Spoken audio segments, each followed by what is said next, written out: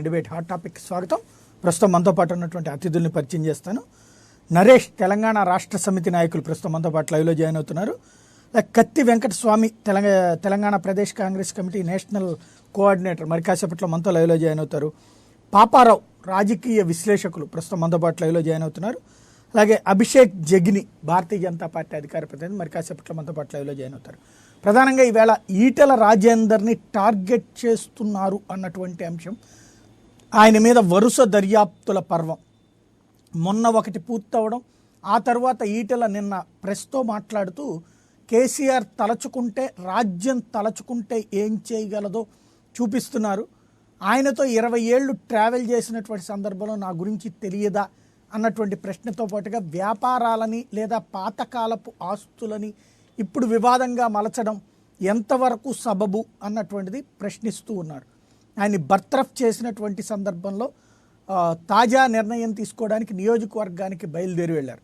మరొక వైపున ఇదంతా కావాలని చేస్తోందన్నటువంటి విమర్శలకి కొనసాగింపుగా నిన్న దేవాదాయ శాఖకు సంబంధించినటువంటి భూముల మీద ఒక ప్రత్యేక కమిటీ వేయటం, వీటన్నిటి పరిణామాల్లో ఈటెలని జైలుకు కూడా పంపిస్తారన్నటువంటి చర్చ నడుస్తోంది. తాను సిద్ధం అంటున్నారు ఈటెల. అసలు ఏం జరుగుతోంది, ఏం జరగాలనుకుంటోంది కేసీఆర్ సర్కార్, ఈ అంశానికి సంబంధించినటువంటి చర్చలోకి వెళ్దాం. ముందుగా పాపారావు గారు, అసలు ఈ వ్యవహారాన్ని ఎలా చూడాలి? ఖచ్చితంగా దీనిలో అంటే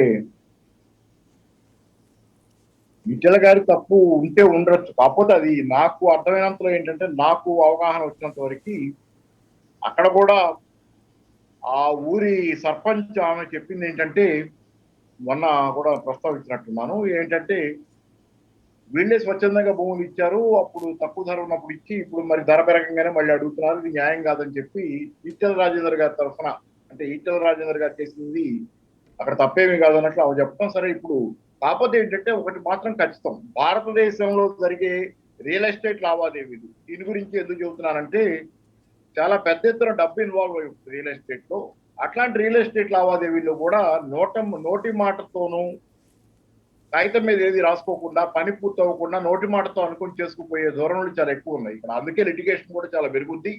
ధర పెరగంగానే రెండో వాళ్ళు అడ్డం తిరగటం కూడా చాలా ఈజీగా జరుగుతున్న విషయాలు ఇక్కడ మనం చాలా సందర్భాల్లో చూస్తున్నాం.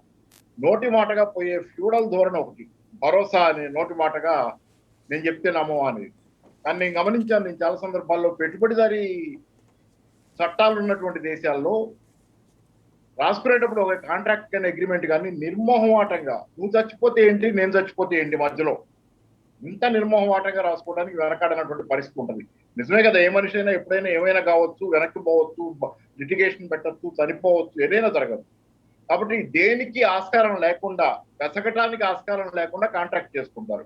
కానీ ఇక్కడ ఆయన వర్షన్ ప్రకారం నాకు కనపడుతుంది ఏంటంటే, ఈటెల రాజేందర్ గారు ఆ భూములు అసైన్డ్ భూములే, కానీ ఏంటంటే అసైన్డ్ భూముల్లో తొండలు గుడ్లు కూడా పెట్టవన్నారు. అంటే ఆ భూములు వినియోగంలో లేవు కాబట్టి ఆ భూములు ఎలా వాడుకోవాలనే ప్రశ్నకు వస్తే, ఆ భూముల్ని కనుక వాళ్ళు ప్రభుత్వానికి స్వాధీనం చేస్తే ఆ ప్రభుత్వం దగ్గర నుంచి ఈటెల రాజేందర్ గారికి ఆయన కంపెనీకి తీసుకోవచ్చు అనేది.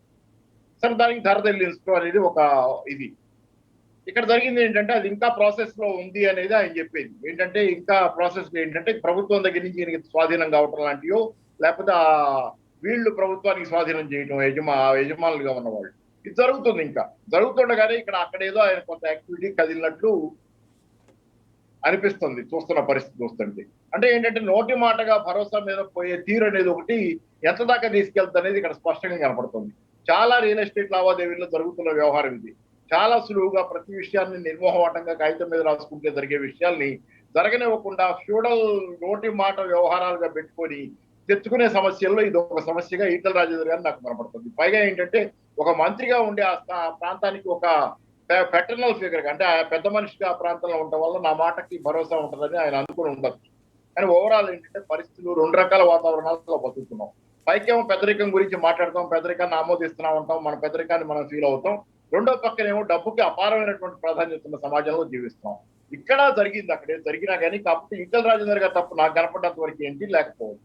ఎందుకంటే అంత హడావిడిగా దానిలో అంటే తప్పంటే డబ్బులు ఇచ్చి ఉంటారు. ఇప్పుడు జరిగిన తప్పే, అసైన్ భూములు ఆ పద్ధతిలో తీసుకోవడం తప్పే, కానీ చట్టబద్ధంగా జరిగిన తప్పే, కానీ ఆ జరిగిన క్రమంలో ఆయనకున్నటువంటి ఇంటెన్షన్స్ తప్పు పోవచ్చు అనుకుంటున్నా.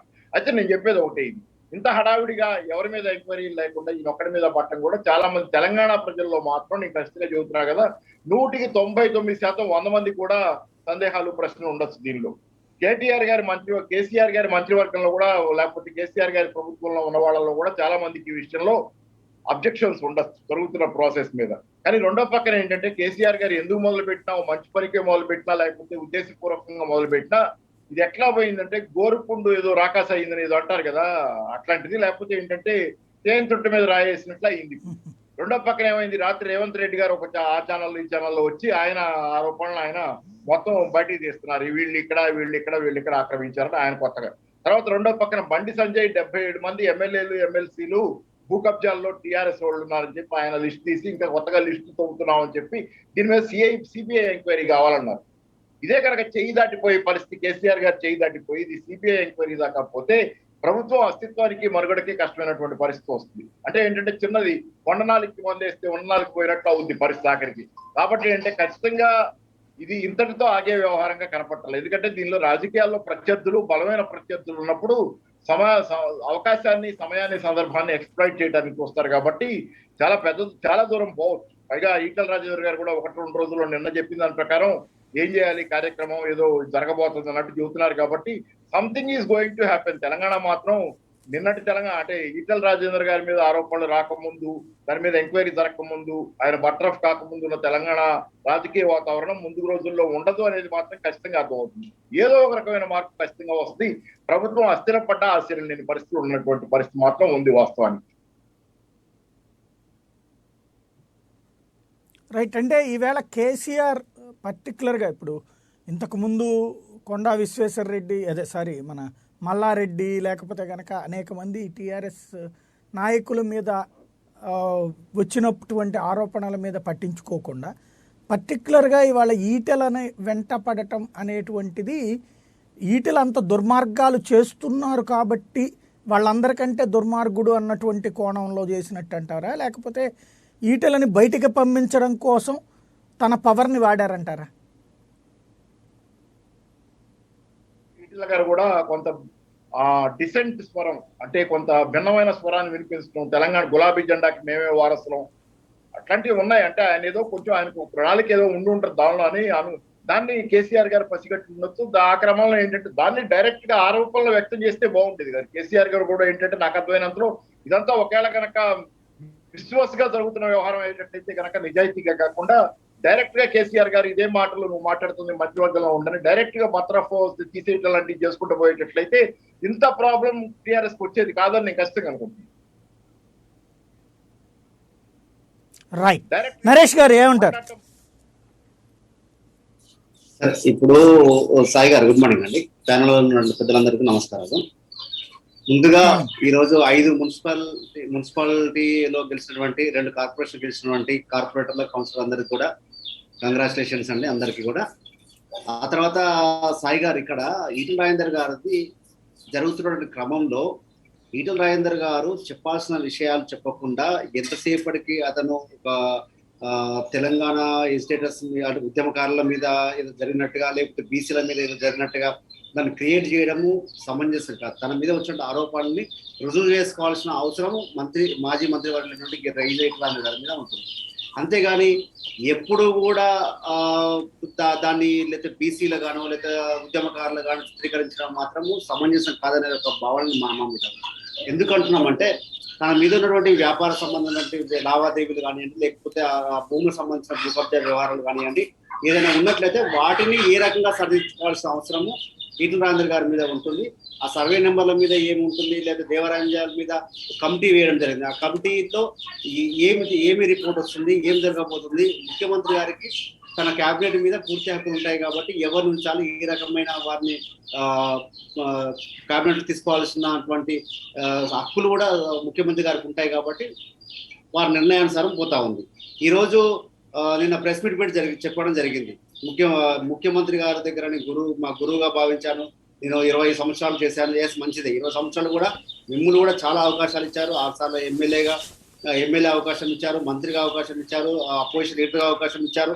అప్పటి వరకు కూడా మీది మంచిగా ఉంది. ఎప్పుడైతే మిమ్మల్ని క్వశ్చన్ చేయడం స్టార్ట్ చేశారో అప్పుడు మీరు మీరు అధిష్టానం మీద టిఆర్ఎస్ పార్టీ మీద వ్యతిరేకంగా మాట్లాడడం జరుగుతూ ఉంది. ఇదే ఈటల రాజేందర్ గారు ఒక మీటింగ్ లో పెట్టి, నేను ఒక బీసీగా నాకు అవకాశం ఇవ్వలేదు, నేను ఒక ముద్రాజు బిడ్డగా నాకు అవకాశం ఇవ్వలేదు, నా కష్టం, నేను చేసినటువంటి కష్టం మీద నాకు అవకాశం ఇచ్చారు, నేను చేసిన కష్టానికి నాకు మంత్రి పదవి వచ్చింది చెప్పినటువంటి ఈటల రాజేందర్ గారు ఈ రోజు పదవి పోగానే నేను బీసీ బిడ్డను, ముద్రాజు బిడ్డను, అవసరమైతే చావరణ దస్తాం కానీ మేము వెనక్కి పోయి తగ్గేది లేదు అని ఈ రకంగా మాట్లాడడం అనేది మంచి పరిణామం కాదు. ఆ రోజు మీరు మంత్రి పదవి వచ్చినప్పుడేమో నేను బీసీ అని నాకు మంత్రి పదవి ఇవ్వలేదు కేసీఆర్ గారు, నేను చేసిన కష్టానికే నాకు వచ్చింది ఇది అని చెప్పినటువంటి ఈటల రాజేందర్ గారు ఈ రోజు పదవి పోయేటప్పుడు ఈ రకంగా మాట్లాడడం అనేది బీసీలలో కొంత అసహనంగా కనబడే అవకాశాలు ఉంటాయి. కాబట్టి ఏది ఏమైనప్పటికీ కూడా ఈ రోజు జరిగినటువంటి వెంటనే ఇప్పుడు సంబంధించిన విషయాలు ఏతుందో ఎంక్వైరీ జరుగుతా ఉన్నాయి, వాటికి సంబంధించిన వాటిని నిరూపించుకొని తన మీద ఎటువంటి భారం లేనట్టుగా ఉండాలి తప్ప ఈ రోజు బల ప్రదర్శన చేసే విధంగా ఈ రోజు చూశారు మీరు ఇక్కడ ఈ కరోనా సమయంలో ఒక ఆరోగ్య శాఖ మంత్రిగా చేసినటువంటి ఈటల రాజేందర్ గారు 1000 కార్ల ర్యాలీతో అంటే బల ప్రదర్శనగా హుజూరాబాద్ పోవడం అనేది ఏ రకమైన సంకేతాలు ఇస్తా ఉన్నాయి అంటే ఎవరిని బెదిరింపులకు పాల్పడే అవకాశాలు ఉన్నాయి, ఈ రకంగా దాన్ని మనం అర్థం చేసుకోవాల్సిన అవసరం ఉంది. కాబట్టి ఈటల రాజేందర్ గారి మీద చేసినటువంటి ఆరోపణలు ఏమి ఉన్నాయో అవి కొంత సమయంలో మనకు ఒక క్లారిటీ వస్తుంది. కాబట్టి దాని మీద మేమైతే ఇంకా ఇక్కడ 3 పాయింట్లు అండి నరేష్ గారు, ఇక్కడ 3 పాయింట్లు.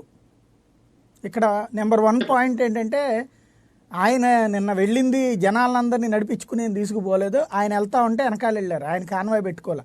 కానీ కేసీఆర్ గారు అయితే ఇలాంటి సీరియస్ పాండమిక్ సిచ్యువేషన్లో 2 బహిరంగ సభలు పెట్టారు అక్కడ భారీ ఎత్తున. అది నెంబర్ 1. రెండవది ఈటెల రాజేందర్ మీద ఆరోపణ మన టీ న్యూస్లో వస్తుంది, ఆ వెంటనే మనం విచారణకు ఆదేశించేస్తాం, అన్నీ చేసేస్తాం. మరి కేటీఆర్ గారి మీద అట్లాగే మిగతా మంత్రులకు సంబంధించింది మరో 70 మందికి సంబంధించి ఆరోపణలు నిన్ననే వచ్చినాయి. రేవంత్ రెడ్డి ఇంతకుముందు చూపించారు, మళ్ళీ చూపించారు. మరి వాటి మీద ఏ ప్రత్యేక అధికార యంత్రాంగాల విచారణలు ఇవన్నీ ఆదేశించలేదు. అంటే ఈటెల మీద మనం చెయ్యాలి అనుకున్నప్పుడేమో చేస్తాం, లేదంటే కనుక మన అధికారిక పత్రికల్లోనో అధికారిక మీడియాలోనో వార్తలు వస్తే మాత్రం విచారణ చేయాలి అనే కాన్సెప్ట్ ఏదైనా ఉందా? 3వ పాయింట్ ఏంటంటే ఇన్నేళ్ల పాటు ఆయన ఉన్నది మంత్రివర్గంలో, మన మంత్రివర్గంలోనే ఉన్నారు లాస్ట్ ట్రిప్ కానీ ఇప్పుడు కానీ. అప్పుడంతా ఒకవేళ ఆయన తప్పు చేస్తూ ఉంటే ఆయన ఓపెన్గానే చెప్తున్నాడు, ఇట్లాగే కేసీఆర్ గారికి తెలుసు, ఆయనకి తెలుసు, అది వాళ్ళ కొత్తగా పెట్టినటువంటి వ్యాపారము కాదన్నటువంటిది. మరి కేసీఆర్ గారికి ఇన్నేళ్ళు తెలియక ఇన్నాళ్ళు తెలియక ఆయన ఇంటెలిజెన్స్ ఫెయిల్ అయిపోయి ఇవాళ నిన్నగాక మొన్ననే అకస్మాత్తుగా తెలుసుకుని ఏమన్నా నిర్ణయం తీసుకున్నారు, అప్పుడు ఫెయిల్యూర్ ఎవరిది? ఇప్పుడు మొదటి ప్రశ్న అండి. ఇప్పుడు ఎలక్షన్ లో భాగంగా అన్ని రాష్ట్రాల ముఖ్యమంత్రులు, దేశ ప్రధానమంత్రి సైతం కూడా సభలు పెట్టుకున్నారు. ఆ సభలు అయిపోయినాయి, ఎలక్షన్ రిజల్ట్స్ వచ్చినాయి.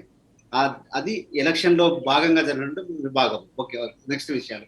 ఈరోజు ఆ దేవరేంజాలో ఉన్నటువంటి 658 సర్వే నంబర్లో ఉన్నటువంటి భూమి 7 ఎకరాలుగా మనం అనుకుంటున్నాం. ఆ 7 ఎకరాలకు సంబంధించి ఆ తర్వాత మిగతా కూడా దేవాలయాలకు సంబంధించిన భూముల మీద 4 ఐఏఎస్ అధికారులతో కమిటీ వేయడం కూడా జరిగింది. ఓన్లీ ఒక ఈటల రాజేందర్ మీదనే కాదు, అక్కడ ఉన్నటువంటి భూముల యొక్క ఏంటి పరిస్థితి, అంటే వాటి యొక్క లింక్ డాక్యుమెంట్స్ ఎప్పటి నుంచి ఉన్నాయి, దాని యొక్క నిజాలు ఏ రకంగా నిజ నిర్ధారణ చేయడం కోసమే ఆ 4 కమిటీ వేయడం జరిగింది. దాంట్లో ఎవరెవరికి భూములు ఉన్నాయా, అసలు ఆ భూమి టైటిల్ అనేది ఫస్ట్ క్లారిటీ వస్తే ఆ తర్వాత ఏందనేది కూడా మనకు ముందుకు వస్తా ఉంది. ఖచ్చితంగా కూడా ఆ కమిటీ రిపోర్ట్ వచ్చిన తర్వాతనే ప్రభుత్వం ఏదైనా నిర్ణయం తీసుకుంటుంది. సాయి గారు.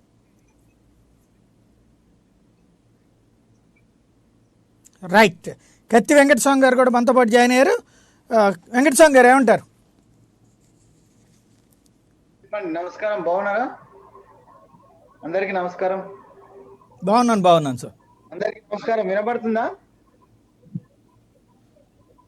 నమస్తే, వినబడుతోంది.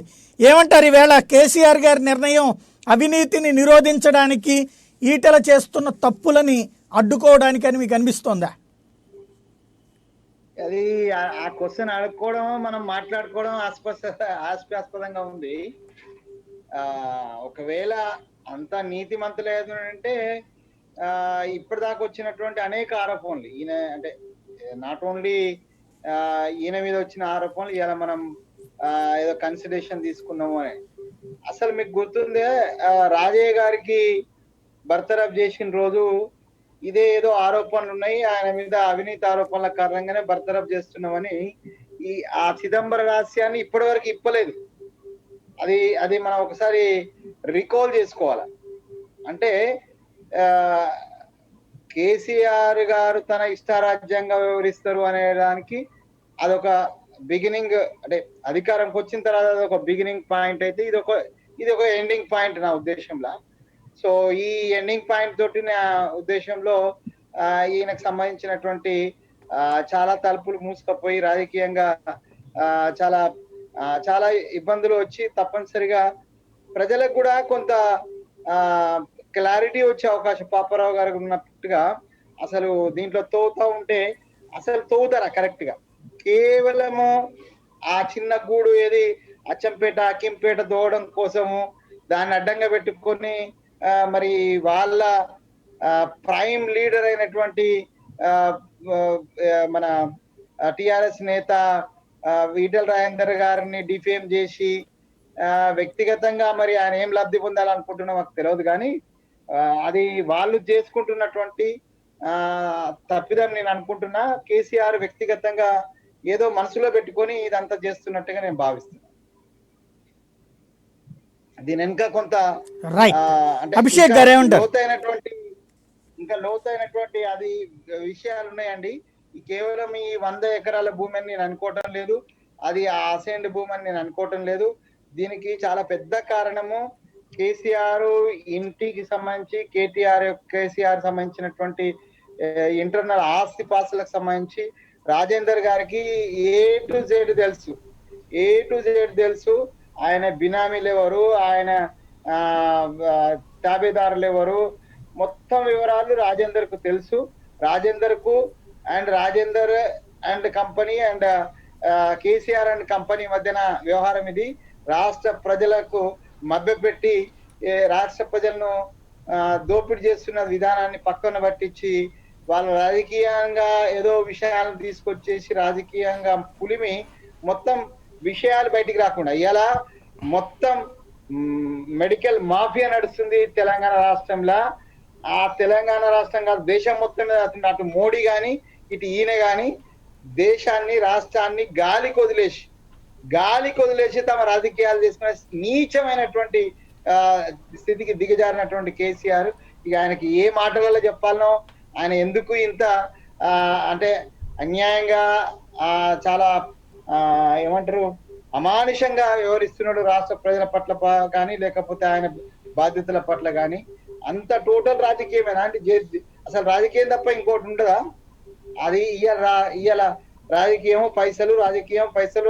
పైసలు ఇదే కేసీఆర్ యొక్క వ్యవహారం అయింది. చివరికి ఆయన ఇంటి లోపల పార్టీలలో కూడా ఈ ఇబ్బంది వస్తున్నది. ఆయన బయట పార్టీ వాళ్ళతో కాదు, అయిపోయింది. బయట పార్టీ వాళ్ళతో కొట్లాడుకోవడము, సంజాత చేసుకోవడం అన్ని అయిపోయినాయిగా. ఇక ఇంటర్నల్ గా ఇక రేపు మళ్ళీ అల్లుతోటో కొడుకుతోటో బిడ్డతోటో కొట్లాట వస్తుంది, చూస్తూనే ఉంటాం. కానీ రైట్, అభిషేక్ గారు ఏమంటారు? వారు చాలా బాగా చెప్పారండి. కాంగ్రెస్ ప్యానలిస్ట్ కానివ్వండి, పాపారావు గారు కానివ్వండి, దాదాపు ప్రధానమైన పాయింట్స్ అన్నీ వారు హైలైట్ చేసేసారు. ఇందులో ఏంటంటే ఎప్పటి నుండి అయితే కేసీఆర్ని ఛాలెంజ్ చేయడం అన్నది అంటే పబ్లిక్ డొమైన్లో రావడం స్టార్ట్ అయిందో అప్పటి నుండే వారు ఒక సరైన అవకాశం గురించి వేచి చూశారు. అంటే ఎక్కడ తప్పు దొరుకుతుందా, ఎందుకంటే ఉద్యమ నాయకుడు, ప్రజలలో మంచి ఆదరణ కలిగిన వాడు, స్టార్టింగ్ నుండి ఉన్నాడు, ఇంటర్నల్ విషయాలు ఎక్స్టర్నల్ విషయాలు అన్నీ తెలుసు, మంచి పట్టున్న వ్యక్తి. కాబట్టి ఏదో ఒక కనీసం ఒక కారణం లేనిది ఆయనని బర్తరఫ్ అయితే చేయరాదు కదా. రాజయ్య గారిని ఏ విధంగా అయితే సైలెంట్ చేశారో పూర్తిగా ఇది కూడా ఒక పర్సనల్ వెండేటాతో చేసింది. సాధారణంగా ఈ కంపెనీస్లో, కార్పొరేషన్స్లో మనం చూసినట్టయితే మర్జర్స్ అండ్ యాక్విజిషన్స్ అంటారండి. సో టిపికల్గా ఒక ఉద్యమ పార్టీగా ఆవిర్భవించిన అధికారమే ధ్యేయంగా నడుస్తున్న ఒక రాజకీయ సంస్థ టీఆర్ఎస్. అందులో ఆ అధికారము తెలంగాణ కోసమో పార్టీ కోసమో కాకుండా కేవలం కుటుంబ కోసము, ఆ కుటుంబ పాలన కోసమే అయిపోయింది. అందులో భాగంగానే వాళ్ళు పూర్తి ఒక బిజినెస్ ఎంటర్ప్రైజ్ని ఏ విధంగా అయితే నడిపిస్తారో అదేవిధంగా ఇవాళ ఇతర పార్టీల నుండి వలసలు తీసుకురావడం కానివ్వండి, అంటే దాన్ని మర్జర్ అంటాము. అదేవిధంగా అక్విజిషన్, పార్టీ లోపల ఉన్న షేర్, అంటే పార్టీ లోపల ఎవరెవరిది నడుస్తుందో వాళ్ళందరినీ మెల్లమెల్లగా సైడ్ లైన్ చేసేయడము, వాళ్ళని సైలెంట్ చేసేయడము, వాళ్ళవి ఏమన్నా లొసగలు. ఇప్పుడు పొరపాట్లు కొందరు కావాలని చేస్తారు, చెప్పాలంటే బరి తెగించి కొందరు చేస్తారు, కొందరు తెలియక చేస్తారు. సో దాన్ని వీళ్ళ రాజకీయ అవసరాల కోసము ఒక భూతద్దం పెట్టి చూపించడము. ఎస్, ఖచ్చితంగా మీరు యాక్షన్ తీసుకోవాలి. అది ఈటెల రాజేందర్ గారు కావచ్చు, మీ కొడుకు కేటీఆర్ కావచ్చు. కానీ ఒకరి మీద చూపించిన శ్రద్ధ మీరు ఎందుకు ఇంకొకరి మీద చూపించట్లేదు? పొలిటికల్ కన్వీనియన్స్, వారి రాజకీయ స్వలాభం కోసము, ఏదైతే వారి అవసరాల కోసము సూటబుల్గా ఉంటుందో అటువంటి నిర్ణయాలు తీసుకొని నేనేదో చేసేసిన, నేనేదో పొడి చేసిన అని చెప్పుకునే నేచర్ కేసీఆర్ గారిది. ఉదాహరణకి దేశం మొత్తము కరోనాలో సఫర్ అవుతున్నప్పుడు హుటాహుటిన ఆయుష్మాన్ భారత్ స్కీమ్ అంటే సెంట్రల్ గవర్నమెంట్ మెడిక్లెయిమ్ పాలసీలో కరోనాను చేర్చడం జరిగింది. అది గత కొన్ని నెలలుగా వీరి పరిశీలనలో ఉంది. ఒక దిక్కు ప్రజలు చేస్తుంటే అందులో మీకు శ్రద్ధ ఉండదు. ఎక్కడనో ఒక ఊర్లో 7 ఎకరాల భూమి, అది నువ్వు ఇవాళ చూసినా, 3 నెలలకు చూసినా, 6 నెలలకు చూసినా భూమి ఆడనే ఉంటుంది, ఎవరు పట్టుకుపోయేది లేదు. కానీ దాని మీద మీరు చూపించిన శ్రద్ధ మరి ఎందుకు ఆయుష్మాన్ భారత్ కానివ్వండి, ఆరోగ్యశ్రీ కానివ్వండి, లేదా మెడికల్ రివ్యూస్ కానివ్వండి, ఎందుకు వీటి మీద మీరు తీసుకోవట్లేదు? వ్యాక్సిన్ని ప్రమోట్ చేసిర్రా? ఇటువంటి వాటి మీద ఉండదు. నాకేడ ఉపయోగపడుతుంది, నా ఎజెండా ఎక్కడ ఫుల్ఫిల్ అవుతుంది, నా పార్టీలో నా స్టేక్ పెంచుకోవడం కోసం నేనేం చేయాలి అన్నది. అండ్ కేసీఆర్ గారు ఏది చేసినా కూడా టైమింగ్ ఉంటుంది. కరెక్ట్గా ఎలక్షన్స్, ఈ లోకల్ బాడీ ఎలక్షన్స్ అయిపోగానే ఇటువంటి నిర్ణయం తీసుకున్నారు. ఓడెక్కిన తర్వాత ఓడమల్లన్న, ఓడెక్కిన తర్వాత బోడిమల్లన్న అనే రకం కేసీఆర్. కరెక్ట్గా ఎలక్షన్స్ అయిపోయి దాని ఇంపాక్ట్ ఉండదు. ఇంకా మెయిన్ పని అయిపోయింది. కేసీఆర్ గారు మెయిన్ బిజినెస్ ఎలక్షన్. ప్రతి 3 నెలలకి, ప్రతి 6 నెలలకి ఏదో ఒకటి నడుస్తూనే ఉండాలి. ఒక సినిమాలో డైలాగ్ ఉందండి, గొడవ పడుతూ ఉంటే నువ్వు అలసిపోతావేమో, నాకు ఊపు వస్తుంది అంటాడు. నీకు అలసట వస్తుంది, నాకు ఊపు వస్తుంది అంటారు కదా. కేసీఆర్ గారు కూడా అంతే. ప్రతినిత్యం ఎలక్షన్ పండుగ జరగాలి. రాజకీయ పార్టీ వాళ్ళు ఊరికే ఎలక్షన్లో అలసిపోతారు, కానీ కేసీఆర్ గారికి ఊపు వస్తుంది. ఎందుకంటే ప్రజలకి పాలన దక్షత నుండి దూరం తీసుకుపోయి అప్పుడప్పుడు అక్కడ డబ్బులు వంచినామా, వాళ్ళని ప్రలోభాలకు గురి చేసినామా, ఎలక్షన్స్ అంటే ఒక పొలిటికల్ డిస్కషన్లోనే వాళ్ళని బిజీ పెట్టినామా అనే ఒక పొలిటికల్ డ్రామా, పొలిటికల్ స్టోరీ ఎప్పుడు నడుస్తూ ఉంటుంది. 100% this is a politically motivated personal vindictive, కక్షపూరితమైన చర్య. లేదా మంత్రి మల్లారెడ్డి గారు కానివ్వండి, ఇతర మంత్రులు కానివ్వండి, చాలామంది పైన చాలా రకమైన ఆరోపణలు వచ్చినాయి. జర్నలిస్టులకి ఎంతోమంది ఫోన్లు చేసి ఎమ్మెల్యేలు బెదిరించిన దాఖలాలు ఉన్నాయి. ప్రధాన వార్తాపత్రికల్లో హెడ్లైన్స్లో కానివ్వండి, లేదా ఫ్రంట్ పేజ్ ఆర్టికల్స్ వచ్చినాయి. వాటి మీద కనీసము మీరు ఒక కంటి తుడుపు చర్యగా జస్ట్ ఒక అడిగినామా చేసినామా అన్నట్టు కూడా లేదు. ఇక్కడేమో మంత్రి పదవి తీసేసిండ్రు. ఓకే, మీరు పోర్ట్ఫోలియో తీసి అక్కడ ఆగినరా అంటే మీకు ఈటెల రాజేంద్ర గారిపై అంత నమ్మకం, అంత అంటే మీతో పాటు ఇన్ని సంవత్సరాలు జర్నీ చేసిన వ్యక్తిపై మీకు ఎందుకు అంత అపనమ్మకం? ఉల్టా అపోజిషన్ పార్టీ మాట్లాడితే వారు డిఫెండ్ చేయాల్సింది పోయి ఫస్ట్ వారే చేసేసిండ్రు. సరే, వారిపైన ఒక కలంకం వచ్చింది, ఒక మరక అన్నది వచ్చింది, ఒక అలిగేషన్ వచ్చింది, నువ్వు పోర్ట్ఫోలియోది మంత్రి పదవి ఉంచు. వితౌట్ పోర్ట్ఫోలియో పెట్టడానికి ఏమన్నా నొప్పా? మళ్ళీ 2 రోజులకే కౌన్సిల్ నుంచి తీసేయాల్సిన అవసరం ఏమొచ్చింది? అంటే అంత ఎమర్జెన్సీ ఏంది? ఇక్కడ మెడికల్ ఎమర్జెన్సీ ఉన్నప్పుడు గత 395 రోజులుగా ఈ డిజాస్టర్ మెడికల్ పాండమిక్తో డీల్ చేస్తున్న అనుభవం ఉన్న వ్యక్తి ప్రతిరోజు దాంతో డీల్ చేస్తున్నారు. అది ఎఫిషియన్సీ లెవెల్ పక్కన పెడితే మిగతా ఏ ఎమ్మెల్యేకి, మంత్రికి లేనంత ఇన్ఫర్మేషన్ కానివ్వండి, ఆ విషయంపై పట్టు కానివ్వండి, ఒక రిసోర్స్ పర్సన్గా మనము చూడాలి. కౌన్సిల్లో ఇవాళ ఈటెల రాజేందర్ గారు ఈ పాండమిక్కి సంబంధించిన ఒక రిసోర్స్ పర్సన్. అరే, పాండమిక్ తగ్గే వరకు లేదా గ్రాఫ్ తగ్గే వరకు, కేసులు తగ్గే వరకు ఆగితే ఏమైంది? అంత అర్జెంటుగా చేయాల్సింది ఎందుకు? 100% the intention was to silence him, to gain power and to send a strong message. పార్టీలో ఉన్న ఇతర మాది కూడా నడుస్తుంది, మాది కూడా చెల్లుతుంది అనుకునే నాయకులందరినీ సైలెన్స్ చేయడానికి చేసిన ఒక చర్యగా చూడాలండి దీన్ని. రైట్.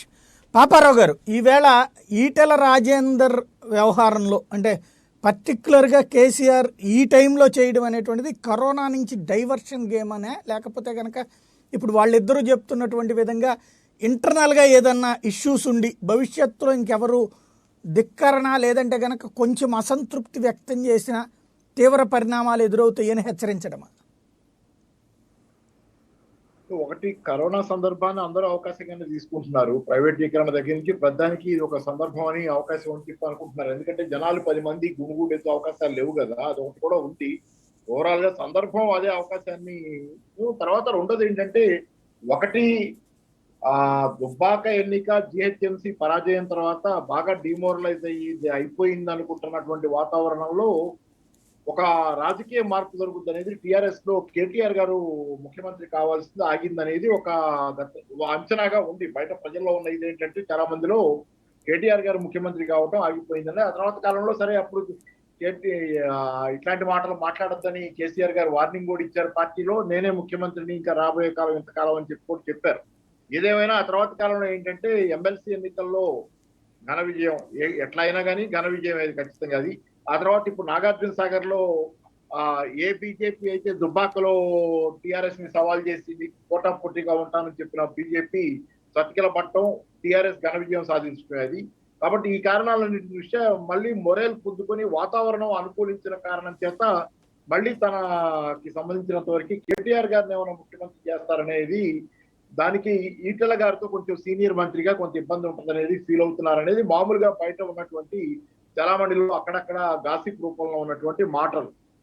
బహుశా దీనికైతే మాత్రం ఇండికేటర్స్ తొందరలోనే దొరుకుతుంది. ఇదే కనుక నిజమయ్యేటట్లయితే సూచికలు తొందరలోనే కనపడతాయి. కాబట్టి దానికే పెద్ద వేరే మనం ఎక్కువ దూరం ఆలోచించక్కర్లా.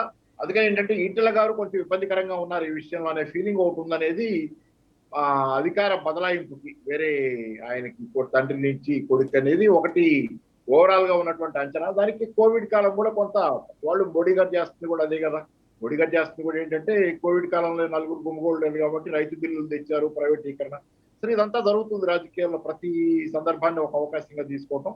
మరి అట్లాంటిది ఏమన్నా ఉంటే ఉండొచ్చు, కానీ అది అంత తేలిగ్గా ఉండేటట్లు ఇదే కనుక నిజమయ్యేటట్లయితే కనుక అదంత తేలిగ్గా జరిగేటట్లు కనపడాల. పైగా సమస్యల్లో చిక్కుకునేటట్లే కనపడుతుంది టీఆర్ఎస్ ఈ సందర్భంలో. దానికి సాఫ్ట్ గా జరిగేది ఇందా నేను చెప్పాను కదా, ఏంటంటే ఈ ప్రాసెస్ సాఫ్ట్ గా చేసుకుంటే, అంటే స్ట్రైట్ గా పోయి ఉంటే కనుక బెటర్ గా ఉండేది టీఆర్ఎస్ పార్టీకి. స్ట్రైట్ గా అంటే ఏం లేదు, ఇలా ప్రతి సందర్భంలోనూ పార్టీ ఎడ్డం అంటే తెడ్డం అన్నట్టు మాట్లాడుతున్నావు, నువ్వు పార్టీకి నష్టం చేస్తున్నావు, పార్టీ గురించి పరోక్షంగా అన్యోపదేశంగా పార్టీని దెబ్బతీసే మాటలు మాట్లాడుతున్నావు అనే దాని మీద డైరెక్ట్ ఆరోపణ మీద అటాక్ చేస్తుంటే ఈటెల గారి మీద అది పార్టీకి ఇంత ఇబ్బందులు తెచ్చిపెట్టేది కదా. ఆయన మీద ఈ కేసులన్నీ రావడంతో ఏమైందంటే అసైన్ భూములు ఇవన్నీ 77 మంది గురించి బండి సంజయ్ గారు మాట్లాడటం, ఇప్పుడు కొత్తగా సిబిఐ ఎంక్వైరీ కావాలంటాం. రేవంత్ రెడ్డి గారు అసలు ఆయన ఈజ్ ఏ పవర్ఫుల్ స్పీకర్. అందరూ రేవంత్ రెడ్డి గారి ఛానల్స్ లో వచ్చి ఆయన కాగితాలు డాక్యుమెంట్లు పట్టుకొచ్చి మరీ మాట్లాడుతుంటాం. ఇదంతా ఏంటంటే ఏదో అంటే ఇందా నేను అన్నట్టుగా కొండ నాలుగు మంది అయిపోతే ఉన్న నాలుగు పోయినట్టు ఏదో సమస్యను పరిష్కారం చేసుకోపోయి మరింత పెద్ద సమస్య తెచ్చుకుంటున్నట్టుగా కనపడుతుంది టిఆర్ఎస్. రైట్. ఇక్కడ నరేష్ గారు, ఆ 77 మందికి సంబంధించినటువంటి లిస్టు మీద, అట్లాగే రేవంత్ గారు చూపించినటువంటి డాక్యుమెంట్ల మీద విచారణ చేయడానికి ప్రభుత్వం సిద్ధపడుతుందా? ఆ భూముకు సంబంధించిన అన్నిటి మీద అన్ని సర్వే నెంబర్లు, ఆ దేవరంజాలకు సంబంధించిన దేవాదాయ శాఖకు సంబంధించిన అన్ని భూములు ఎప్పటి నుంచి రికార్డు ఉన్నాయి, ఏమేమి ఉన్నాయి, అసలు వాడి యొక్క టైటిల్ ఏ రకంగా ఉంది, ఎవరికి ఎట్లా రిజిస్ట్రేషన్స్ అయినాయి, ఏ ప్రాతిపాదిక రిజిస్ట్రేషన్స్ అయినాయి, దాని మీద పూర్తిగా తెలుసుకోవడం కోసమే మనకు ఐఏఎస్ ఆఫీసర్ కమిటీ సాయి గారు మనం మొదలకు చెప్పినట్టుగా ఆ కమిటీ రిపోర్ట్ వచ్చిన తర్వాత దాని మీద పూర్తి స్థాయి విచారణ ఎవరు చేయాలి, ఏం చేయాలనేది ప్రభుత్వం నిర్ణయం తీసుకుంటుంది. ఆ రకంగా ముందుకు పోతాం. దాంట్లో ఎవరు ఉన్నప్పటికీ కూడా, ఏమున్నప్పటికీ కూడా ఖచ్చితంగా కూడా అసలు దాని యొక్క టైటిల్ ఏంది, ఆ టైటిల్ అనేది దేవాదాయ శాఖకే ఉందా, లేకపోతే ప్రైవేట్ వాళ్ళ నేమ్ మీద ఉందా, ఎవరికి లీగల్ గా ఎవరికి చెందుతా ఉంది ఏందనేది మొత్తం తెలుసుకోవడానికి ఇక్కడ ఒక చిన్న పదం తేడా ఉందండి నరేష్ గారు. ఇక్కడ ఒక చిన్న పదం తేడా ఉంది. ఇక్కడ ఒక చిన్న పదం తేడా ఏంటంటే, ఈటెల కుంభకోణం మీద విచారణకు ఆదేశించాం, ఈటెల మీద వచ్చిన ఆరోపణల మీద విచారణకు ఆదేశించాం క్రిందటిసారి. అప్పుడు ఆ ఏరియా అని చెప్పాల, ఈటెల మీద వచ్చిన ఆరోపణల మీద విచారణ. ఇప్పుడు మరి కేటీఆర్ మీద వచ్చిన ఆరోపణలు, తెలంగాణ రాష్ట్ర సమితి శాసనసభ్యులు మంత్రుల మీద వచ్చిన ఆరోపణలు, ఈ ఆరోపణలన్నిటి మీద విచారణకు ఆదేశిస్తాం. అప్పటిదాకా వీళ్ళ శాఖలు తీసేస్తాం మంత్రులైతే, అట్లాగే ఎమ్మెల్యేలను అబేయన్స్లో పెడతాం అని చెప్పాలి కదా.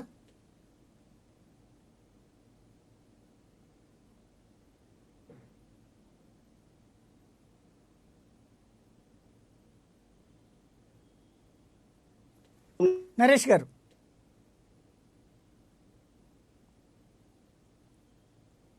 నరేష్ గారు ఆడియో మిస్ అవుతోంది మీది. ఒక్క నిమిషం మళ్ళీ మీ దగ్గరికి వస్తాను. ఇక్కడ కత్తి గారు ఏమంటారు, ఇక్కడ ఏం జరుగుతోంది, అసలు కావాలని జరుగుతోంది అనుకుంటున్నారా ఈటెలది, లేదంటే కనుక లోపల అంటే మిగతా వాళ్ళందరికీ కూడా ఇది ఒక హెచ్చరిక లేదా డైవర్షన్ అనుకుంటున్నారా? మీరు అన్న 2 పదాలు కూడా కరెక్ట్. డైవర్షన్ పాలిటిక్స్ ఉంది దీనిలో కొంత.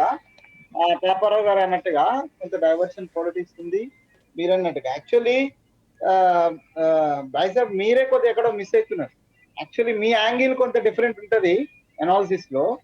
ఈ అనాలిసిస్ లో మీరు చూడండి, ఓవరాల్ గా ఇది కేవలము రాజేందర్ చుట్టూ తిరుగుతున్నటువంటి పొలిటికల్ గేమ్ కాదు ఇది. దీనికి ఇంతకన్నా లోతైనటువంటి యాంగిల్స్ ఉన్నాయి. దీంట్లో చాలా పెద్ద అంటే ఈ మనీ మాఫియా కానీ లేకపోతే ఈ భూముల కబ్జాలు కానీ దీన్ని అడ్డం పెట్టుకొని మిగతా అంటే సరి చేసుకునేటువంటి ఒక ప్రయత్నం జరుగుతుంది. యాదగిరిగుట్ట చుట్టుపక్కల ఉన్నటువంటి వేల ఎకరాలు ఎవరి పేరు మీద ఉన్నాయి? కేటీఆర్ గారి బినామీ పేరు ఉన్నాయా, లేదా హరీష్ రావు గారి బినామీ పేరు ఉన్నాయా, కవిత గారితో కుకట్పల్లి అండ్ సినీ ఫీల్డ్ లో ఉన్నటువంటి అనేక మందిని బ్లాక్ మెయిల్ ఇయాల్సి కూడా కవిత చేస్తుంది. కవిత దగ్గర టోటల్ సినీ ఫీల్డ్ వాళ్ళ దగ్గర ఏమేమి ల్యాండ్స్ ఉన్నాయి, ఎక్కడెక్కడ వాళ్ళకి ల్యాండ్స్ ఉన్నాయి, ఎక్కడెక్కడ కొనుక్కున్నారు, ఎవరెవరిని శ్రీకాంత్ నుంచి మొదలుకొని ఆయన ఎవరు వసంత నాగేశ్వరరావు గారు అని ఒక ఆయన హోమ్ మినిస్ట్రీ ఉండే, ఆయనకు సంబంధించినటువంటి ల్యాండ్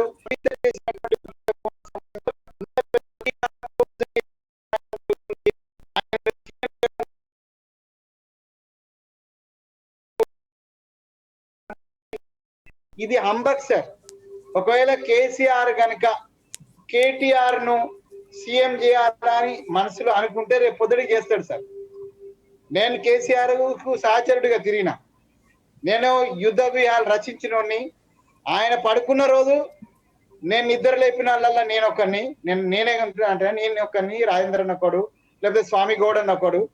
పడుకున్న రోజు ఏం తోయక్క అంత సన్యాయం చేసి ఇంటికాడ పడుకున్న రోజు మేము పనిచేసిన వాళ్ళం. దాంట్లో రాజేందర్ అన్న కూడా ఉన్నాడు, నేను కూడా ఉన్నా, స్వామి గౌడ్ అన్న కూడా ఉంటాడు, కోదన్ రామ్ సార్ కూడా ఉంటాడు.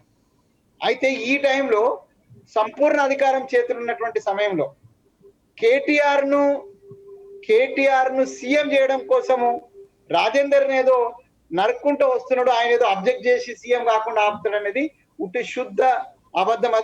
అది అసలు చర్చనీయాంశం కానే కాదు. రాజేందర్ ఎంత ఒబీడియంట్ అంటే ఇప్పుడు కూడా ఆయన మాటలలో ఒబీడియన్స్ ఎంత కనిపిస్తుందో మీరు చూస్తున్నారు. ఇక నేను ఎక్కువ కామెంట్ చేయదలుచుకోలేదు. So Rajender till now. రెండోది ఏంటంటే ఇప్పుడు బీసీ గుర్తొచ్చిందని ఆయన నరేష్ ఎవరో మాట్లాడు.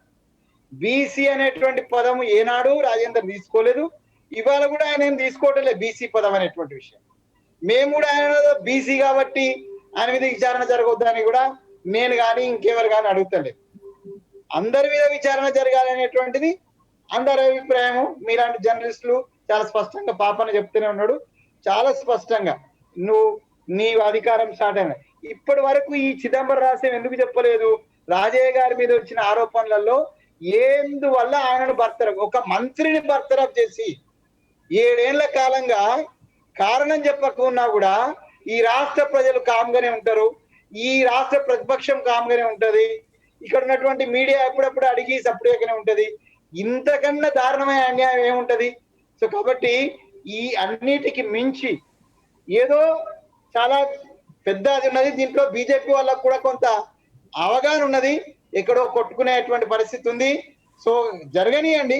ప్రజలకు విషయాలు బయటికి తీసుకురావడంలో మీలాంటి జర్నలిస్టులు డెఫినెట్ గా మేము కూడా పాపారావు లాంటి అనలిస్టు బయటికి తీసుకొస్తాం. అయితే ఆ బయటికి తీసుకొచ్చే సమయానికైనా ఆ సమయం లోపు నేను రాష్ట్ర ప్రభుత్వాన్ని మీరు అందరూ ఒకటే కోరుకుంటారు సార్. విధ్వంసం జరుగుతుంది, మెడికల్ మాఫియా నడుస్తుంది, అసలు ఈ రాష్ట్రంలో కంట్రోల్ అంటూ దేని మీద లేదు, పర్టికులర్లీ మెడికల్ ఫీల్డ్ మీద లేదు. ముఖ్యమంత్రి నిన్ననే ఆయన ఆరోగ్య శాఖ తీసుకున్నాడు, మరి ఏ ఆదేశాలు ఆయన ఇవ్వలే. ప్రజలు దారుణంగా దోపిడీకి గురవుతున్నారు, చచ్చిపోతున్నారు. సో ఈ రాష్ట్రంలో మెడికల్ ఎమర్జెన్సీని ముందు ప్రకటించండి. తర్వాత ఈ భూముల విషయము, రాజేందర్ విషయం, అన్ని విషయాలు నీకు తెలుసొచ్చు, కానీ మెడికల్ ఎమర్జెన్సీని ప్రకటించాలా? మా సీతక్క అక్కడ కూర్చొని ఉంటే ఇప్పటి వరకు ఆరోగ్యశ్రీ మీద మాట్లాడతలేడు. ముఖ్యమంత్రి తన చేతికి వచ్చింది ఆరోగ్య శాఖ, ప్రకటించమనండి, ఆరోగ్యశ్రీలో ప్రకటించమనండి, ఆరోగ్యశ్రీలో మొత్తం కరోనా వస్తుందని ప్రకటించమండి. రాష్ట్రానికి ఉన్న ఎమర్జెన్సీ గురించి మాట్లాడమనండి. రాజేందర్ గురించి ఇష్యూ కాదు, లేకపోతే ముఖ్యమంత్రిగా కేటీఆర్ రావడం ఇష్యూ కానే కాదు. రేపంటే రేపు ముఖ్యమంత్రిగా ఆయన చేసుకోవచ్చు. కేసీఆర్ కు ఉన్నటువంటి గట్స్, తెగింపు, తర్వాత కేసీఆర్ ఉన్నటువంటి మూర్ఖత్వం అన్ని నాకు తెలుసు. కాబట్టి ఈయన ముఖ్యమంత్రి చేయాలంటే రేపు పొద్దుటికి అయిపోతాడు. సో దాది చర్చనీయాంశం కానే కాదు, వాళ్ళకి పూర్తి మెజారిటీ ఉన్నది. సో ఇదంతా కూడా లోపాయికారిగా చాలా చాలా పెద్ద అంశం ఇది. ఈ అంశంలో రాష్ట్ర ప్రభుత్వం ప్రస్తుతానికైతే అటు కేంద్రంలో కానీ రాష్ట్రంలో కానీ ముందు మెడికల్ ఎమర్జెన్సీ మీద దృష్టి పెట్టాలి. అసలు దేశం అల్లకల్లోలం అయిపోతుంది. దాని నుంచి రక్షించాల్సిన బాధ్యత ప్రధానమంత్రి గారికి, ముఖ్యమంత్రి గారికి, సంబంధిత అధికారులకు అందరికీ ఉన్నది. అందరం అదే దృష్టి పెడదాం. నా అప్పీల్ అయితే అదే సార్, పదే పదే మీకు అప్పీల్ చేస్తున్నాను. అసలు ఈ పాండమిక్ సిచ్యువేషన్ నుంచి దేశాన్ని, రాష్ట్రాన్ని బయటికి తీసుకొచ్చేటువంటి ప్రయత్నం చేయండి. ఈ చుచ్చమైన రాజకీయాలు రేపు ఉంటాయి, ఎల్లుండి ఉంటాయి, నిరంతరం ఉంటాయి సార్. రైట్. నరేష్ గారు, ఇక్కడ ఏంటి అసలు ఇంటర్నల్గా ఎందుకు పర్టికులర్గా ఆయన వెంట పడాల్సినటువంటి అవసరం ఎందుకు వచ్చింది? మనలో మన మాట చెప్పండి.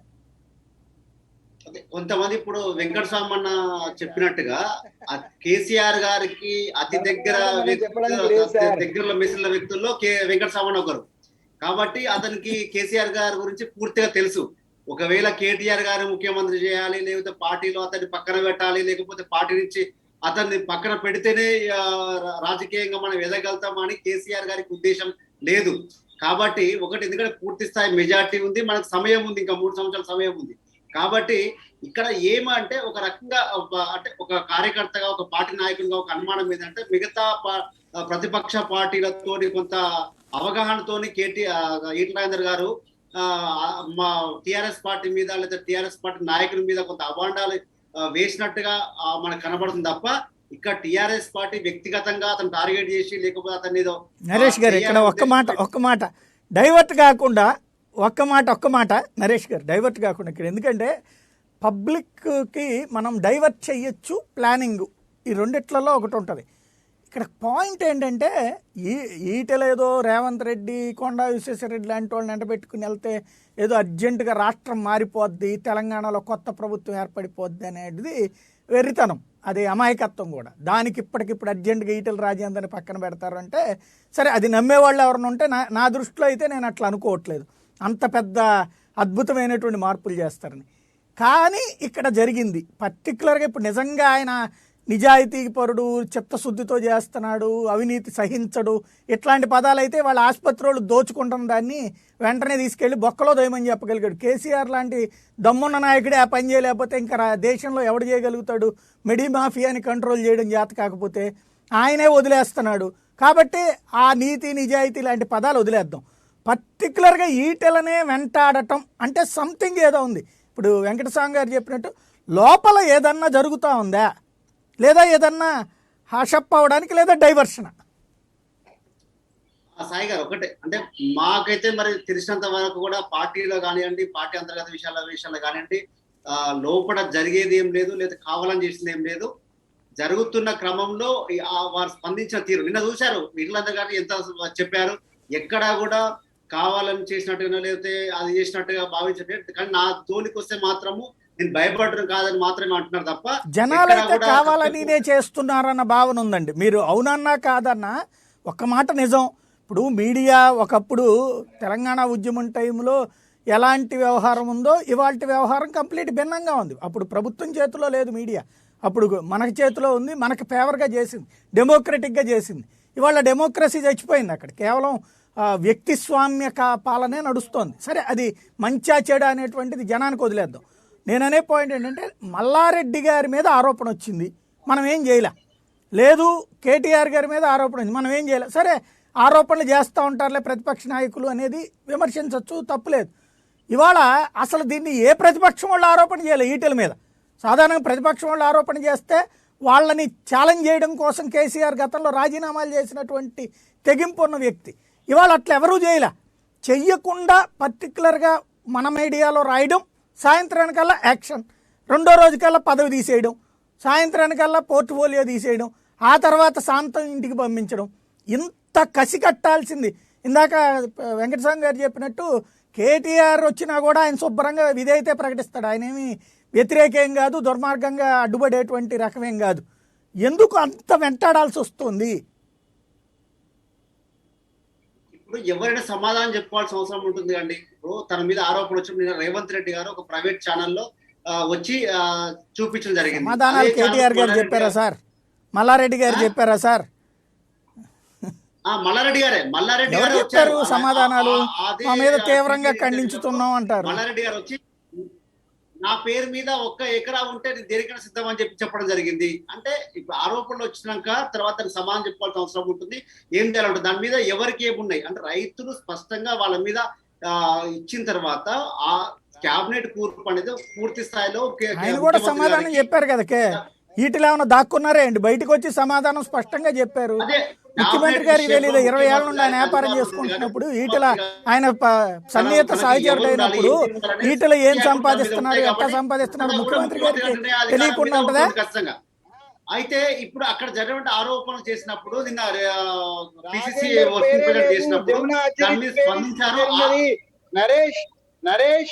నరేష్ ఉచ్చి పుణ్యానికి రాజేందర్ పేరు తీస్తున్నాం, మనం కూడా డిస్కస్ చేస్తున్నాం. కానీ వాస్తవంగా ఎక్కడ కూడా అసెంట్ భూముల విషయంలో రాజేందర్ గారి పేరు ఇప్పటిదాకా రాలేదు. జమునా ఆచరీసు దానికి సంబంధించిన వస్తున్నది. దాంట్లో కూడా చాలా స్పష్టమైనటువంటి అది ఇస్తున్నారు. ఒక కలెక్టర్ ను ప్రత్యేకంగా పెట్టి మొత్తం మీ యంత్రాంగం అంతా దాని మీద పనిచేయడం అసలు నాకు ఒక రకంగా సార్ చాలా సంతోషం అనిపించింది. ఒక ఇష్యూ మీద గవర్నమెంట్ ఎంత ఫాస్ట్ గా బాగా పనిచేయగలదు అని. సో ఇదే పనిని కనుక మిగతా అంశాల మీద చేసి ఉన్నట్టు ఏదంటే ఈ రాష్ట్రము ఎంత బాగుపడేది, లేకపోతే దేశం ఎంత బాగుపడేది. సో ఒక కలెక్టర్ ను ప్రత్యేకంగా పెట్టి ఆయనకు 100 మంది మనుషులను ఇచ్చి అక్కడ చేస్తున్నటువంటి తదంగం అంతా కూడా కేవలము అసలు పెద్ద డ్రామా అంటే అంత డ్రామా. దాంట్లో ఆరోపణలు చేస్తున్నాం. అతని పేరే లేదు గమ్మత్తుగా. మీ మంత్రి గారి పేరు లేదండి. సరే ఇప్పుడు ఎవరు ఉంటే వాళ్ళని బయట తిద్దాం, అది ఓకే. కానీ ఇప్పుడు అసైన్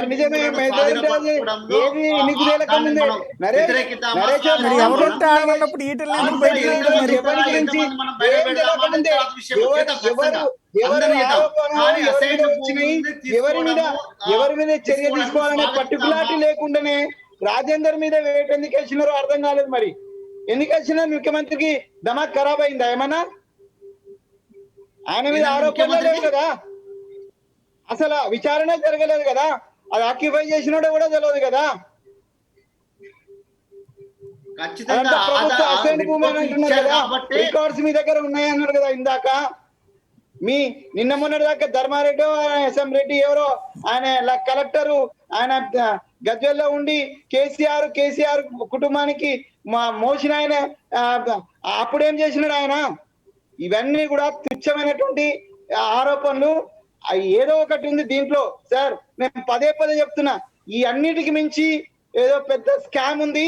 ఆ స్కామ్ కు కేసీఆర్ కు లింక్ ఉన్నది, కేసీఆర్ కుటుంబానికి లింక్ ఉన్నది. దానికి రాజేందర్ గారికి ఏదో సంబంధం ఉంది, ఆయన అపోజ్ చేయడం భాగస్వామ్యం ఉంది.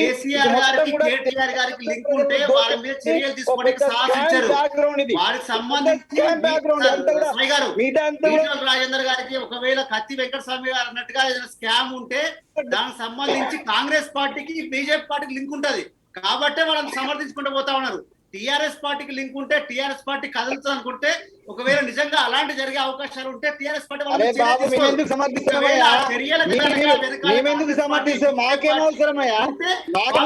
ఉనికిపడి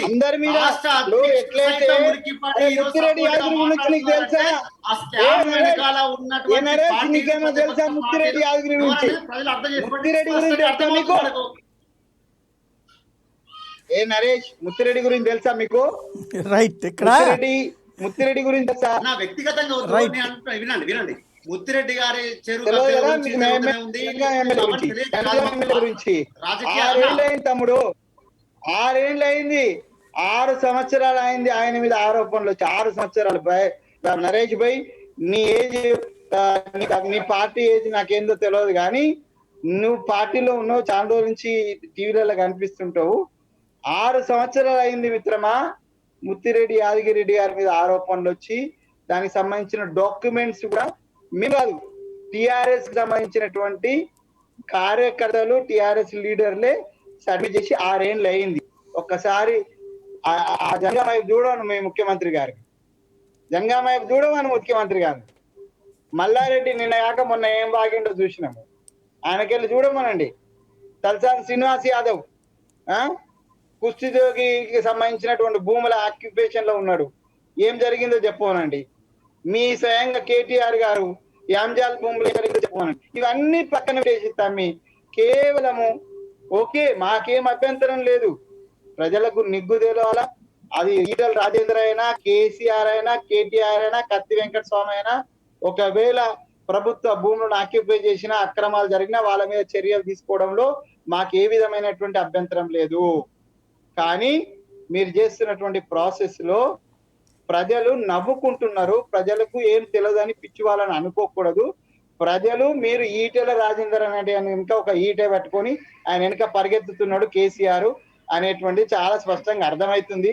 మీరు మభ్యపెట్టుకొని మీరు ఆత్మవంచన చేసుకుంటే ఏ అర్థమైతే ప్రజలకు అర్థం కదా. కానీ నేనేంటే ఏం జరిగినా సవ్యంగా జరగాలని కోరుకుంటున్నాను, తప్పనిసరిగా సవ్యంగా జరగాలని కోరుకుంటున్నాను.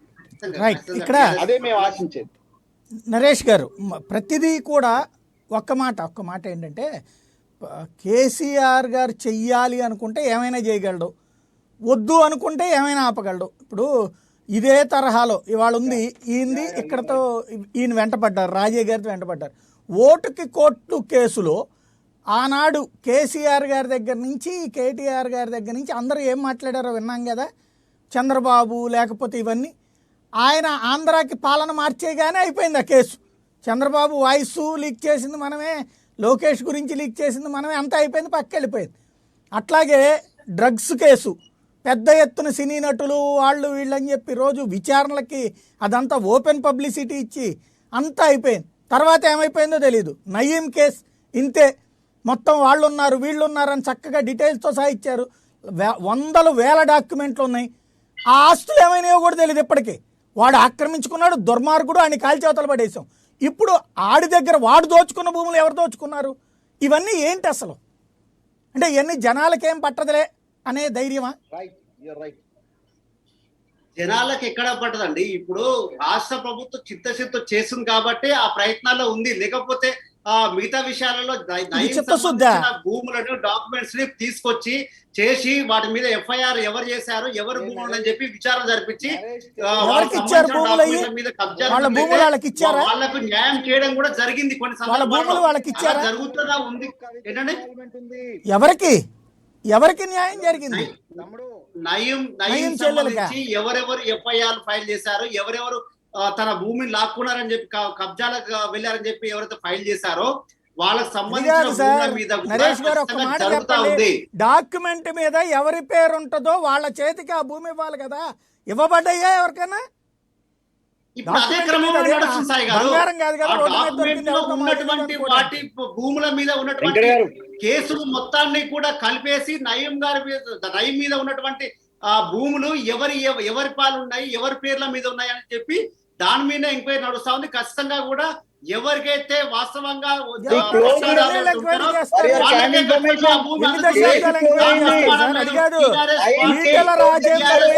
ఆరోపణ వస్తే వెంటపడగలిగాం.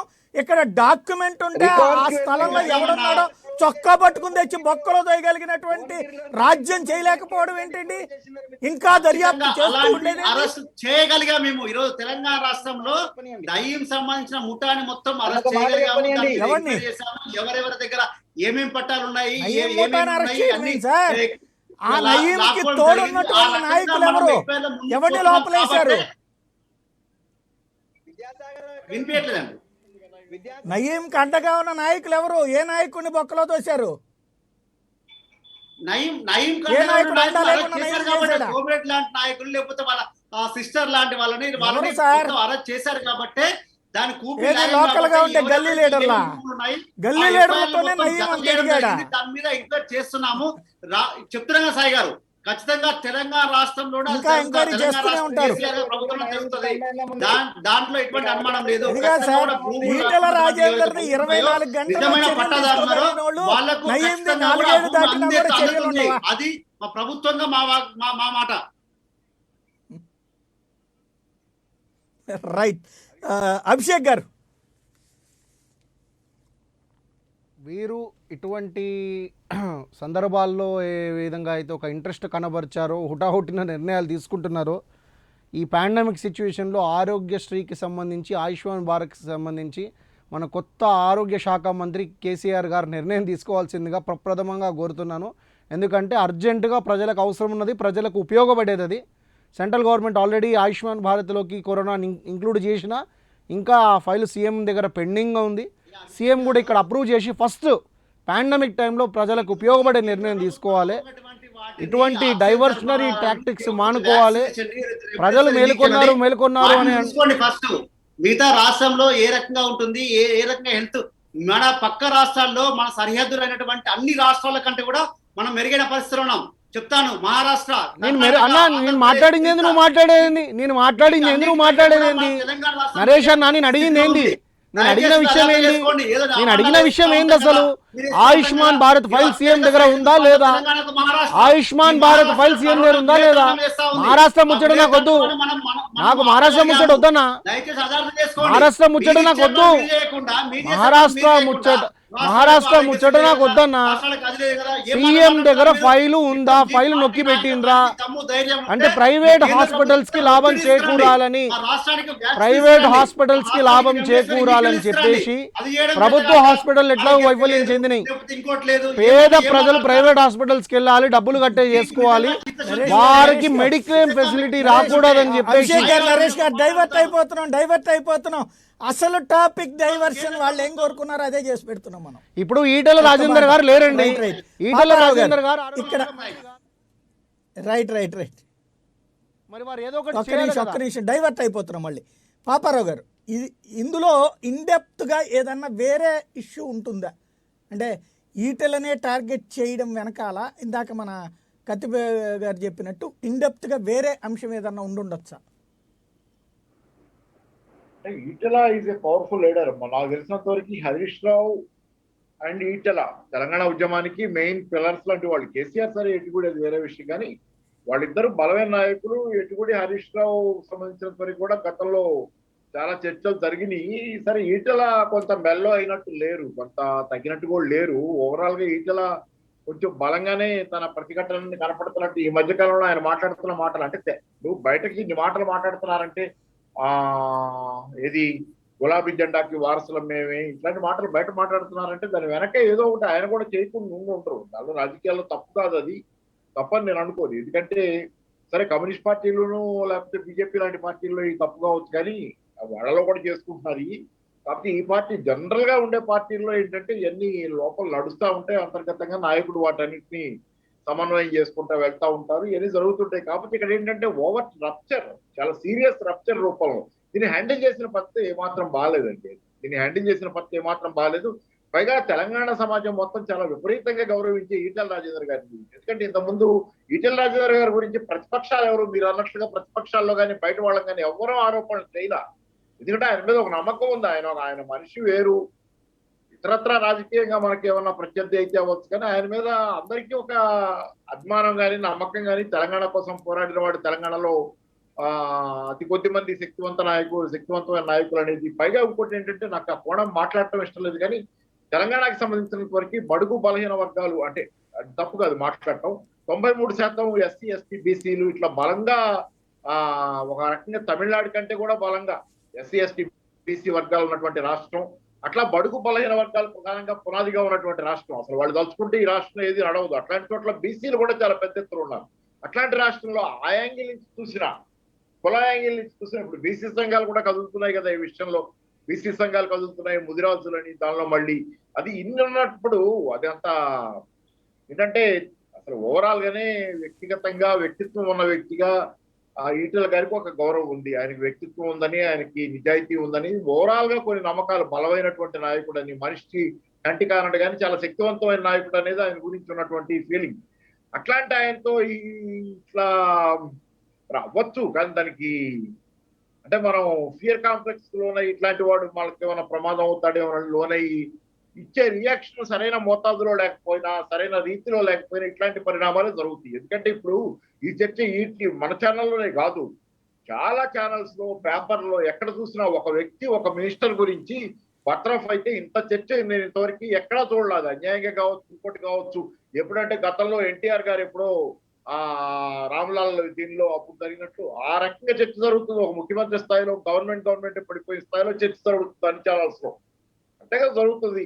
వాస్తవానికి చాలా పెద్ద చర్చ జరుగుతుంది ఈటెల గారి చుట్టూ కానివ్వండి, ఆ టిఆర్ఎస్ నాయకుల అవినీతి అనే అంశం మీద కానీ అంత పెద్ద అంటే నిజంగా నేను చెబుతున్నా, ఈ రోజు తేనె తుట్టిని కదిలించుకున్నారు. కేసీఆర్ గారు కావచ్చు, టిఆర్ఎస్ కావచ్చు, తేనె తుట్టిని కదిలించుకున్నారు.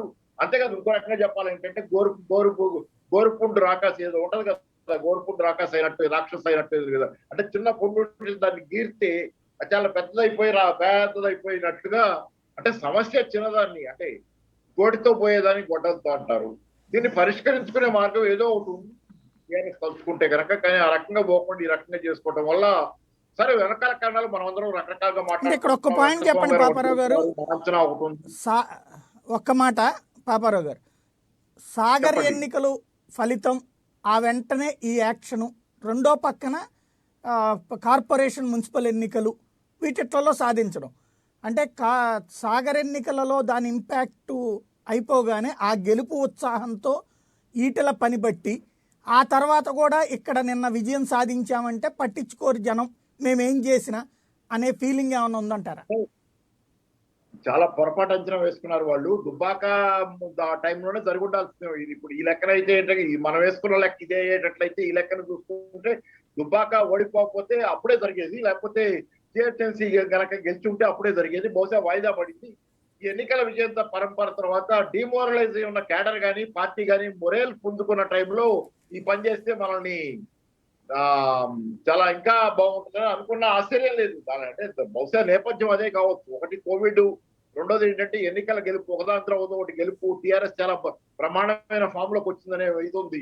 అట్లాంటి వాతావరణంలో ఇద్దరు అంటే ఏంటంటే వాస్తవానికి ఈరోజు 2 ఎమ్మెల్సీ సీట్లు గెలుచుకున్న దాన్ని, నాగార్జున సాగర్ గెలుచుకున్న దాని క్రెడిట్ ని పార్టీ మొరేల్ పెంచుకోవడానికి, పార్టీ క్యాడర్ ని మరింతగా బలోపేతం చేసుకోవడానికి వాడుకోవడం పోయి మొత్తంగా తన కాళ్ళు తనే కాల్చుకున్నాడు అంటారు కదా, shooting in his own feet అని. అంటే తన కాళ్ళు తనే కాల్చుకున్నట్టు, ఎవరినో కాల్చుకుంది కాకుండా అది జరిగింది. ఇప్పుడు టీఆర్ఎస్ కి జరిగింది ఏంటంటే వాస్తవానికి తనకి తనే డ్యామేజ్ చేసుకుంది ఈ దెబ్బకి. రైట్. నిజానికి ఇక్కడ నరేష్ గారు ఒక నిజానికి పాయింట్ BJP ఏంటంటే, కూడా ఈ మీరు 2 ఎలక్షన్ల అవినీతి మీద పరిణామం చర్య తీసుకుంటే ఏ ఒక్కళ్ళు అభ్యంతర పెట్టరు, ఇంక్లూడింగ్ బీజేపీ కానీ, కాంగ్రెస్ కానీ, తెలుగుదేశం కానీ ఎవరు కూడా అభ్యంతర పెట్టరు. కాకపోతే చర్య అనేది మనం టార్గెట్ చేసినప్పుడు మాత్రమే ఉంటుంది, ఆ పైన సైలెంట్ అయిపోతుంది. ప్రతిసారి ఈ కేసులు అనేది బ్లాక్మెయిలింగ్కి వాడుతున్నాం తప్పి నిజమైనటువంటి ఇష్యూ ఏం జరగట్లేదు. ఆనాడు ఓటుకు కోటైనా, నయీం కేసు అయినా, ఇవాళ రోజున ఈటెలైనా, మధ్యలో వివిధ నాయకుల మీద వచ్చినటువంటి రాజయ్య ఆయనదైనా, ఇది సరైన సంకేతం అనుకుంటున్నారా?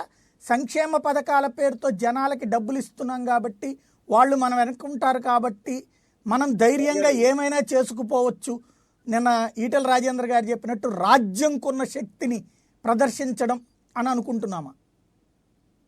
సాయి గారు ఒక చిన్న మొక్క ఇక్కడ, మీరు చెప్పినటువంటి సంక్షేమ పథకాలు చేస్తున్నారు కాబట్టి ప్రజలకు ఏం మాట్లాడరు అనేది కొంత భావన ఉంది. 2 రాష్ట్రాల్లో కూడా కనపడుతుంది. ఈ మధ్య కాలంలో చూస్తుంటే శృతి మించిపోతుంది చాలా ధోరణి కూడా. దాని ఫలితమే తిరుపతి ఎన్నికల్లో కూడా వైఎస్ఆర్సీపీకి ఇంకా చాలా పెద్ద ఎత్తున మెజారిటీ వచ్చి ఉండాల్సింది. 2.5 లక్షల మెజారిటీ అంటే అది వైఎస్ఆర్సీపీ అంచనా వేసుకుంది. కానీ మనం అందరం కూడా అనుకుంది రికార్డు స్థాయి మెజారిటీ రాబోతుంది. ఎన్నికల్లో ఎప్పుడు రాని మెజారిటీలు మనం చూడబోతున్నాం. అట్లాంటివన్నీ తప్పి 2.5 లక్షల మెజారిటీతో పరిమితం కావడం అంటే వైఎస్ఆర్సీపీ బాగా దెబ్బతిన్నట్టే అక్కడ. ఎందుకంటే మీరు అన్నట్లుగా మనం గనక సంక్షేమ పథకాలు చేసినట్లయితే మనం మిగతా ఏం చేసినా పట్టించుకోరనే ధోరణి అక్కడ వచ్చింది. అక్కడే ఎక్కువ వచ్చింది నిజంగా ఆంధ్రప్రదేశ్ లో, తెలంగాణల కంటే కూడా. కాకపోతే తెలంగాణలో కేసీఆర్ గారు చేసుకున్న తప్పిదం ఏంటంటే అనవసరంగా ఇప్పుడు ఈ విషయాన్ని, అంటే ఆయన ఎక్కువ వ్యూహాత్మకంగా ఉండే ప్రయత్నం, ఎక్కువ ఇంటెలిజెంట్ గా ఉండే ప్రయత్నంలో చేసుకున్న దెబ్బ. గతంలో కాంగ్రెస్ ని గెలిపించుకున్నారు, కాంగ్రెస్ నుంచి ఫిరాయింపులు ప్రోత్సహించారు, ఆ దెబ్బకు బీజేపీ అపోజిషన్ అయింది. ఇప్పుడు బీజేపీ కూడా చతికిల పడింది, కాంగ్రెస్ కూడా పెద్దగా లేదనుకున్న దశలో ఆయనే మళ్ళీ ఒక కొత్త సమస్యను తెచ్చిపెట్టుకున్నారు. కేసీఆర్ గారికి అలవాటైపోయినట్టుంది తన సమస్యను తనే సృష్టించుకోవటం, మళ్ళీ తన శాయశక్తులు వడ్డీ ఆ సమస్యను పరిష్కారం చేసుకోవటం ఆయనకు అలవాటైందని నాకు గత ట్రెండ్ అంతా చూస్తుంటే ఏంటంటే ఆయన సమస్యలు ఆయనే సృష్టించుకోవటం, ఆయనే పరిష్కారం చేసుకోవటం. ఏ పని లేదు కాబట్టి ఈ పని అనేనా, ప్రత్యర్థులు లేరు కాబట్టి తనకు తనే ఓ ప్రత్యర్థిని తయారు చేసుకోవడం అనేనా? బీజేపీ సమస్య లేదనుకుంటే ఈటెల్ క్రియేట్ చేసుకున్నారు. ఈటెల్ ద్వారా వచ్చిన రక్తరక్తం అవుతుంది. కేసీఆర్ గారి స్ట్రాటజీలో Right. ఎవ్రీ డే కాసేపు ట్రైనింగ్ అవ్వడానికి. కాబట్టి చెప్తున్నాము, every day our news should be in a front page. This is a strategy of political strategy of KCR. And during the period of the movement also this ఈ date. ఇదంతా మీరు చూసినారు, నేను దగ్గర నుండి చూసిన. ఇప్పుడు కూడా పాపం ఆయన వారు అన్నట్టుగా, సాయి గారు అన్నట్టుగా ఇక పనేం లేదు కదా, ప్రజలంతా కామ్ గా ఉన్నారు కదా, కాబట్టి ఆ పని లేక ఇంకొక పనిని ముందేసుకొని తనకు తనే ఏదో క్రియేట్ చేసుకుంటున్నారు. ఇది wrong way of politics. So ఇంకొకడు నేను తప్ప ఇంకొకడు ఉండొద్దు, నా మాట తప్ప ఇంకొక మాట ఇక్కడ చెల్లదు, ఇంక్లూడింగ్ కొడుకుతో సహా ఎవరిది చెల్లదు అనేటువంటిది ఒక ధోరణి ఏదైతుందో అది చాలా స్పష్టంగా కేసీఆర్ గారి దగ్గర ఉంటది, అదే కొనసాగుతున్నది. అయితే ఇవన్నీ కూడా దానికి అల్లికలు చేయగలిగేటువంటి శక్తి మాత్రం ఉన్నవాడు, అన్నిటికీ అల్లికలు చేయగలిగేటువంటి, ఎందుకంటే 24 అవర్స్ పొలిటీషియన్ ఆయన. రైట్ నరేష్ గారు, నరేష్ గారు ఏమంటారు ఇక్కడ? కేసీఆర్ గారు అంటే చెయ్యాలి అనుకుంటే చాలా చేయొచ్చు. పర్టికులర్గా ఇందాక నేను అన్నట్టు అవినీతి మీద చర్య అంటే అన్ని ఆరోపణలు చేయొచ్చు. పర్టికులర్గా రాజయ్యో లేకపోతే ఒక ఈటలో ఇట్లాగే టార్గెట్ చేసుకోవడం అనేటువంటిది రైటేనా? ఖచ్చితంగా అండి. ఇప్పుడు ఒక రాజకీయ నాయకుడిగా కేసీఆర్ గారి పాపరాగా చెప్పినట్టు రాజకీయ విశ్లేషకులుగా ఈ రకంగా కూడా విశ్లేషించవచ్చుగా అనేటట్టుగా మాకు అర్థమవుతా ఉంది ఈరోజు. అంటే దీన్ని కూడా చేసిన దాన్ని కూడా ఈ రకంగా కూడా తనే సృష్టించుకుంటాడు, తనే క్లియర్ చేసుకుంటాడు, ఈ రకంగా కూడా ఉంటుందా అనే రకంగా మాకు ఆశ్చర్యపడే విధంగా చెప్తా ఉన్నా. సరే ఓకే, తయారు చేసుకుని కాబట్టి నేను ఒక మాట చెప్తా ఉన్నాను. ఇప్పుడు తన మీద చర్య తీసుకుంటేప్పుడు ఏ రకంగా నష్టం జరుగుతా, ఏ రకంగా పార్టీకి లేకపోతే ప్రభుత్వానికో లేకపోతే అధికారానికో లేకపోతే నష్టం జరుగుతుందని అంచనా వేయకుండా అయితే ఏ ముఖ్యమంత్రి ఉండరండి. దయచేసి అర్థం చేసుకోవాలి. పార్టీకి నష్టం జరిగినప్పటికీ కూడా తన వల్ల పార్టీకి ఇక్కడ ఆ మాట అనుకోవద్దు, ఆయన ప్రాక్టికల్ గా వ్యవహరిస్తారని మీకు తెలుసు. ఇక్కడ ఆ మాట అనొద్దు నరేష్ గారు.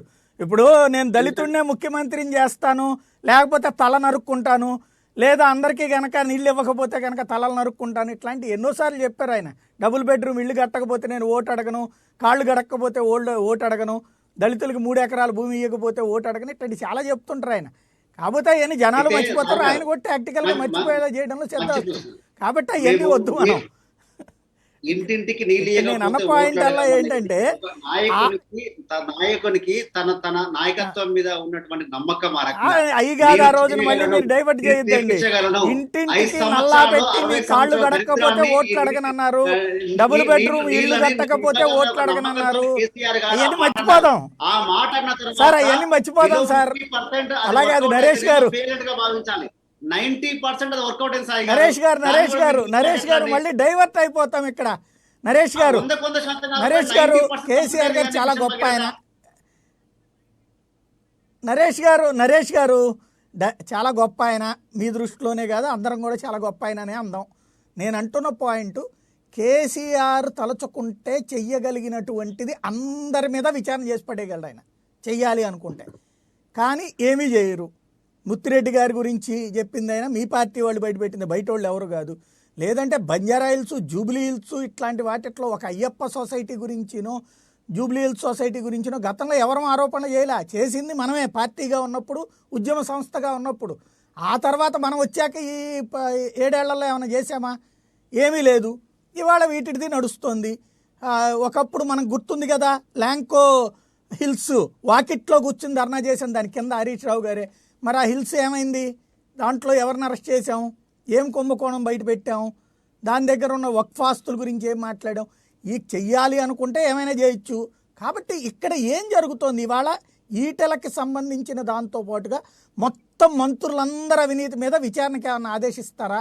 ఆరోపణలు వచ్చిన ప్రతిదాని మీద, లేదా ఈటెలు ఒక్కడిని చేస్తే వాళ్ళందరూ భయపడిపోతారులే అనేటువంటి కేసీఆర్ గారి ముందు చూపు మీరు అన్నట్టుగా అట్లాంటిది ఏదన్నా ఉందా? ఇప్పుడు ఒకటండి, ఒక ఒక మంత్రి గారి మీద, ఒక ఎమ్మెల్యే గారి మీద ఎంక్వైరీ జరుగుతున్నారు, మిగతా వాళ్ళు కూడా జాగ్రత్తగా ఉంటారు. అది మన పార్టీ, మా పార్టీని సంప్రదించుకోవడం, లేదా మా పార్టీని కాదు, ఒక కార్యకర్తగా లేదా ఒక భారత పౌరుని చెప్తా ఉన్నాను నేను ఈరోజు. ఖచ్చితంగా ఈ ఇంపాక్ట్ ఇంకో వారి మీద ఉంటుంది కదా, ఏ రకంగా చేసి ఏమవుతుందనే ఒక భయం కూడా ఉంటుంది కదా మిగతా వాళ్ళకి కూడా. దాని వల్ల కాదు కదా సాయి గారు, ఇక్కడ ఈటల రాజేందర్ గారి మీద వ్యక్తిగతంగా లేదా కక్షతోనో ఈ రోజు టిఆర్ఎస్ పార్టీ కేసీఆర్ గారు తీసేయం లేదు. ఒకవేళ నిజంగా వాళ్ళకి ఈటల రాజేందర్ గారికి మనసులో ఏమన్నా ఉంటే, అపోహలు ఉంటే, అవి ఏముంటే మాత్రం వాళ్ళు చెప్పాలి. నిన్న ఈటల రాజేందర్ గారు స్పష్టంగా చెప్పారు, మన ఇద్దరికి మధ్యన ఎక్కడ జరిగిందో నాకు తెలుసు, అది మీకు తెలుసు అని. మరి ఎక్కడ మరి అది ఎవరెవరో పబ్లిక్ చేయాల్సిన అవసరం ఉంది కదా, చేయాల్సిన అవసరం ఇప్పుడు ఈటల రాజేందర్ గారి మీద ఉంది. ఏమి చెప్పకుండా నాకు అన్ని తెలుసు, నేను రాబోయే ఒక సమయంలో నేను అన్ని బయట పెడతా అని చెప్పే బదులు, ఇట్లాంటి సమయం వచ్చినప్పుడు మరి ఏం జరిగింది, ఎక్కడ జరిగింది, ఆ ల్యాండ్ల విషయాలు ఏంది, అవన్నీ చెప్పుకోవాల్సిన అవసరం ఉంది కదా. అవన్నీ దాచుకోవడం ఎందుకంటే అవి తర్వాత చెప్తా అనకుండా ఏమంటే క్లియర్ చెప్పాల్సిన అవసరం, ప్రజలకు చెప్పాల్సిన అవసరం, మీడియా చెప్పాల్సిన అవసరం ఉంది కదా. ఈ రోజు ఎక్కడ ఏం జరిగింది, ఏ సంవత్సరంలో ఎక్కడ ఏం అయినాయి, చుట్టూ కాంపౌండ్ వాళ్ళు ఎట్లా పెట్టడానికి ప్రయత్నం చేశారు, రోడ్ని ఎట్లా ఆక్రమించుకోవడానికి ప్రయత్నం చేశారు, ఇవన్నీ దేంది విషయాలు. ఈ రోజు మీ దగ్గర రోడ్డు ఆక్రమించారంటే కేసీఆర్ గారు ఫామ్ హౌస్ దగ్గర అసైన్ ల్యాండ్ నుంచి రోడ్లు లేవా అని అంటే ప్రశ్న సమాధానం కాదు కదండి. మన దగ్గర ఎంక్వైరీ అవుతున్నప్పుడు మన దగ్గర ఏం జరుగుతుంది అనే విషయాలు చెప్పాల్సిన అవసరం ఉంది. కానీ ప్రశ్న సమాధానం కాదు సార్. ఇప్పుడు ఒక్క మాట నరేష్ గారు, మీరు చెప్పిన పాయింట్లోనే ఒక్క మాట అంట. నేను అనేది ఏంటంటే, ఇప్పుడు ఈటెల గారి మీద ఎవరన్నా ఆరోపణ చేస్తే విచారణ చేయలే.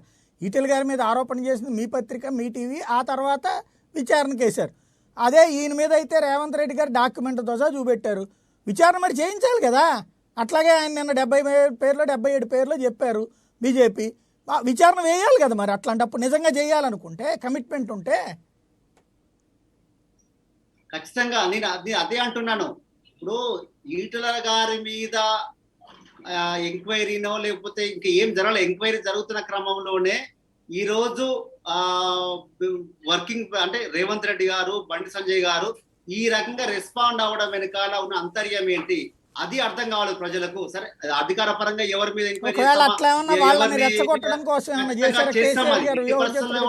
ఏ ఒక్క నాయకుని కూడా కేసీఆర్ గారు రాజకీయ యోజతుడు కదా, కుక్కని చంపాలంటే పిచ్చి కుక్కని ముద్రేయడానికి ఆయన మీద యాక్షన్ తీసుకోగానే వీళ్ళు వస్తారు. అదిగో వాళ్ళందరూ ఒకటే అని చెప్పడం కోసం ముందుకొచ్చి ఈ రోజు సమర్థించే విధానాన్ని చూస్తే ప్రజలకు అర్థం అవుతా ఉంది.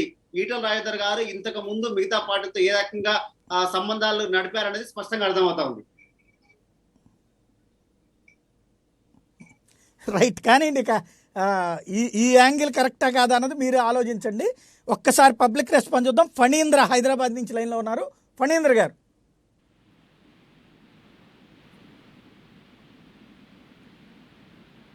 నా మాట వినబడుతుందండి?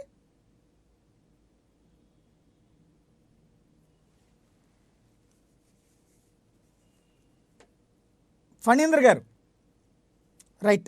ఆర్వి రావు హైదరాబాద్ నుంచి. రావు గారు,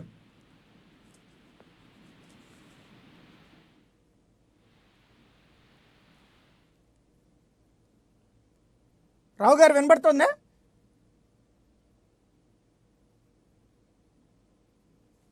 రైట్. సారథి ఆల్వాల్ నుంచి ఫోన్ లైన్లో ఉన్నారు. సారథి గారు,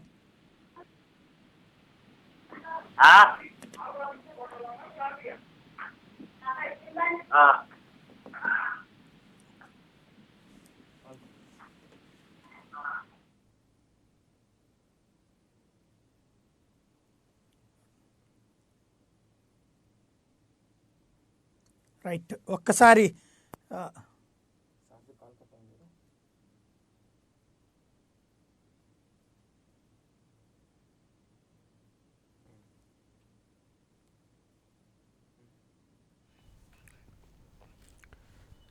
వారి రాజకీయ ఏకఛత్రాధిపత్యం అంటే పార్టీల ఈ కేసీఆర్ గారిది అంటే మన కత్తన్న చెప్పాలి. ఒకటి టైమింగ్ అండి, ఇంకొకటేమో సటిల్ మెసేజ్. పూర్తి ఇప్పుడు మంత్రులు ఎమ్మెల్యేలలో ఎంతో ఒక అసంతృప్తి అనేది ఉన్నది. ఫస్ట్ అపాయింట్మెంట్లు ఇవ్వకపోవడం కానివ్వండి, లేకుంటే వారి ఏరియా డెవలప్మెంట్ ఫండ్లు ఇవ్వకపోవడం కానివ్వండి, ఒక పార్టీ పరంగా కానివ్వండి, ప్రభుత్వ పరంగా కానివ్వండి, ఎవరి పప్పులు ఉడకట్లేదు. ఏది ఉన్నా 2-3 మ్యాన్ షో అయిపోయింది. సంతోష్ అన్న చేయాలి, కేటీఆర్ అన్న చేయాలి, కవిత అన్న చేయాలి. ఎందుకంటే సీఎం గారు అయితే కనీసం అందుబాటులో కూడా ఉండరు. ఎంతమందికి అపాయింట్మెంట్లు ఇచ్చారు, ఎంతమందికి హోమ్ మినిస్టర్కి కూడా దిక్కులేదు పాపం. ఆయన కూడా ప్రగతి భవన్ దాకా రావాలి, అక్కడ గేట్ దగ్గర నిలబడాలి, సార్ లోపల రమ్మంటే రావాలి, లేకుంటే పోవాలి. అంటే ఒక ఆత్మాభిమానం చచ్చుకొని ఉన్నారు అక్కడ. అందరు ఆత్మాభిమానం చంపుకొని కేవలం రాజకీయ అవసరాలము మనుగడ కోసం ఉన్నారు. అయితే ఈ అసంతృప్తి వాళ్ళు వెళ్ళగట్టాలి బయటికి, ఏదన్నా విధంగా వాళ్ళు ఎక్స్ప్రెస్ చేయాలి అనుకుంటే ఇట్లాంటి మధ్య మధ్యలో ఏదైతే డిస్టర్బెన్సెస్ వస్తాయో వాటిని కట్ చేయడంలో సిద్ధహస్తుడు. ఎందుకంటే అన్న చెప్పినట్టుగా ఈజ్ ఎ 24 hour పొలిటీషియన్. అంటే మేలుకతో ఉన్న, నిద్రలో ఉన్న, మత్తుతో ఉన్న 24 hour పొలిటీషియన్ అండి. సో దానికి తదనుగుణంగా నిర్ణయాలు తీసుకుంటారు. Is very very sharp political thinker.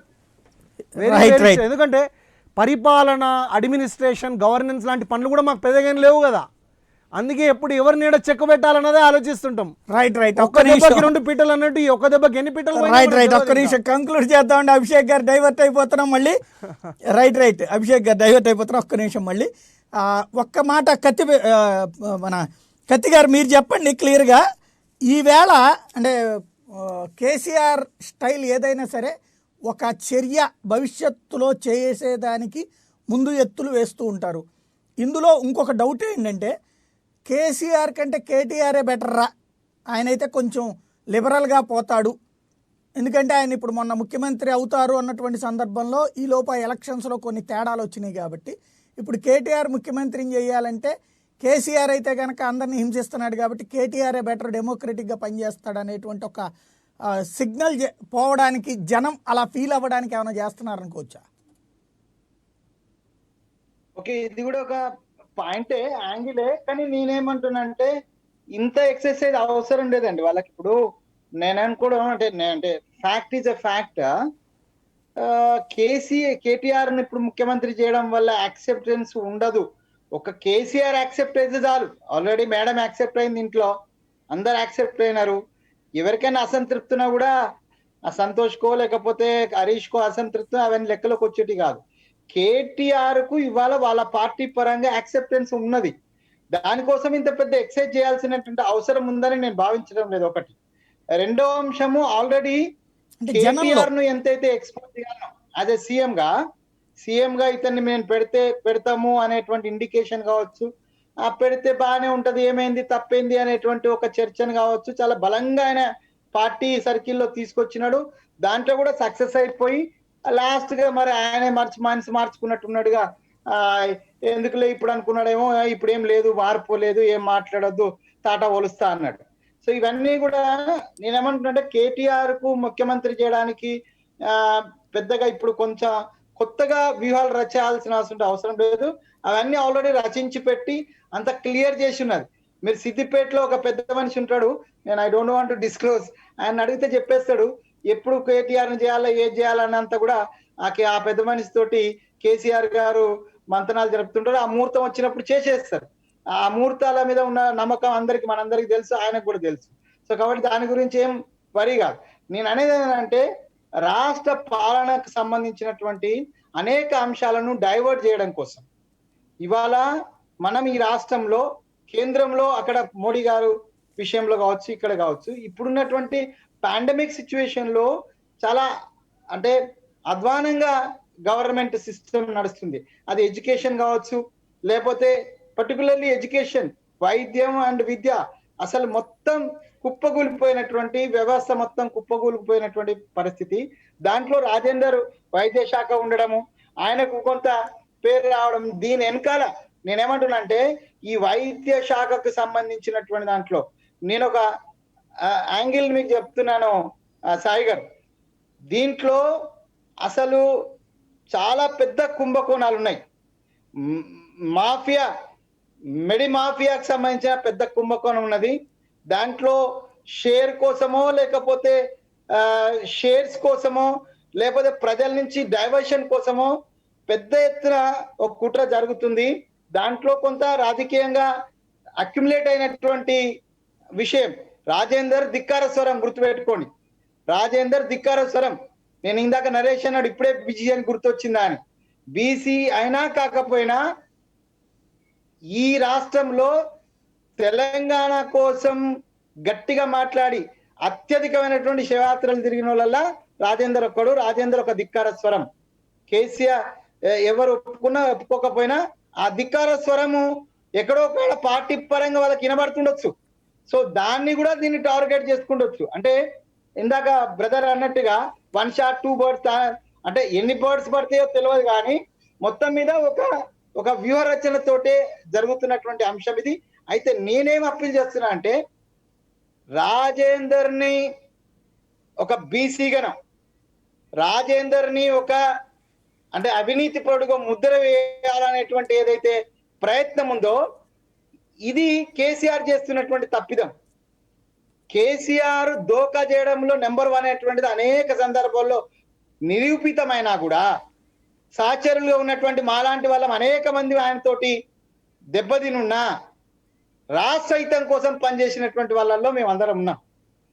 Telangana రాష్ట్రం మీద వచ్చిన తర్వాత తెలంగాణ రాష్ట్రం యొక్క షాన్, తెలంగాణ రాష్ట్రం కోసం అత్యధికంగా కోట్లాడిన వాళ్ళను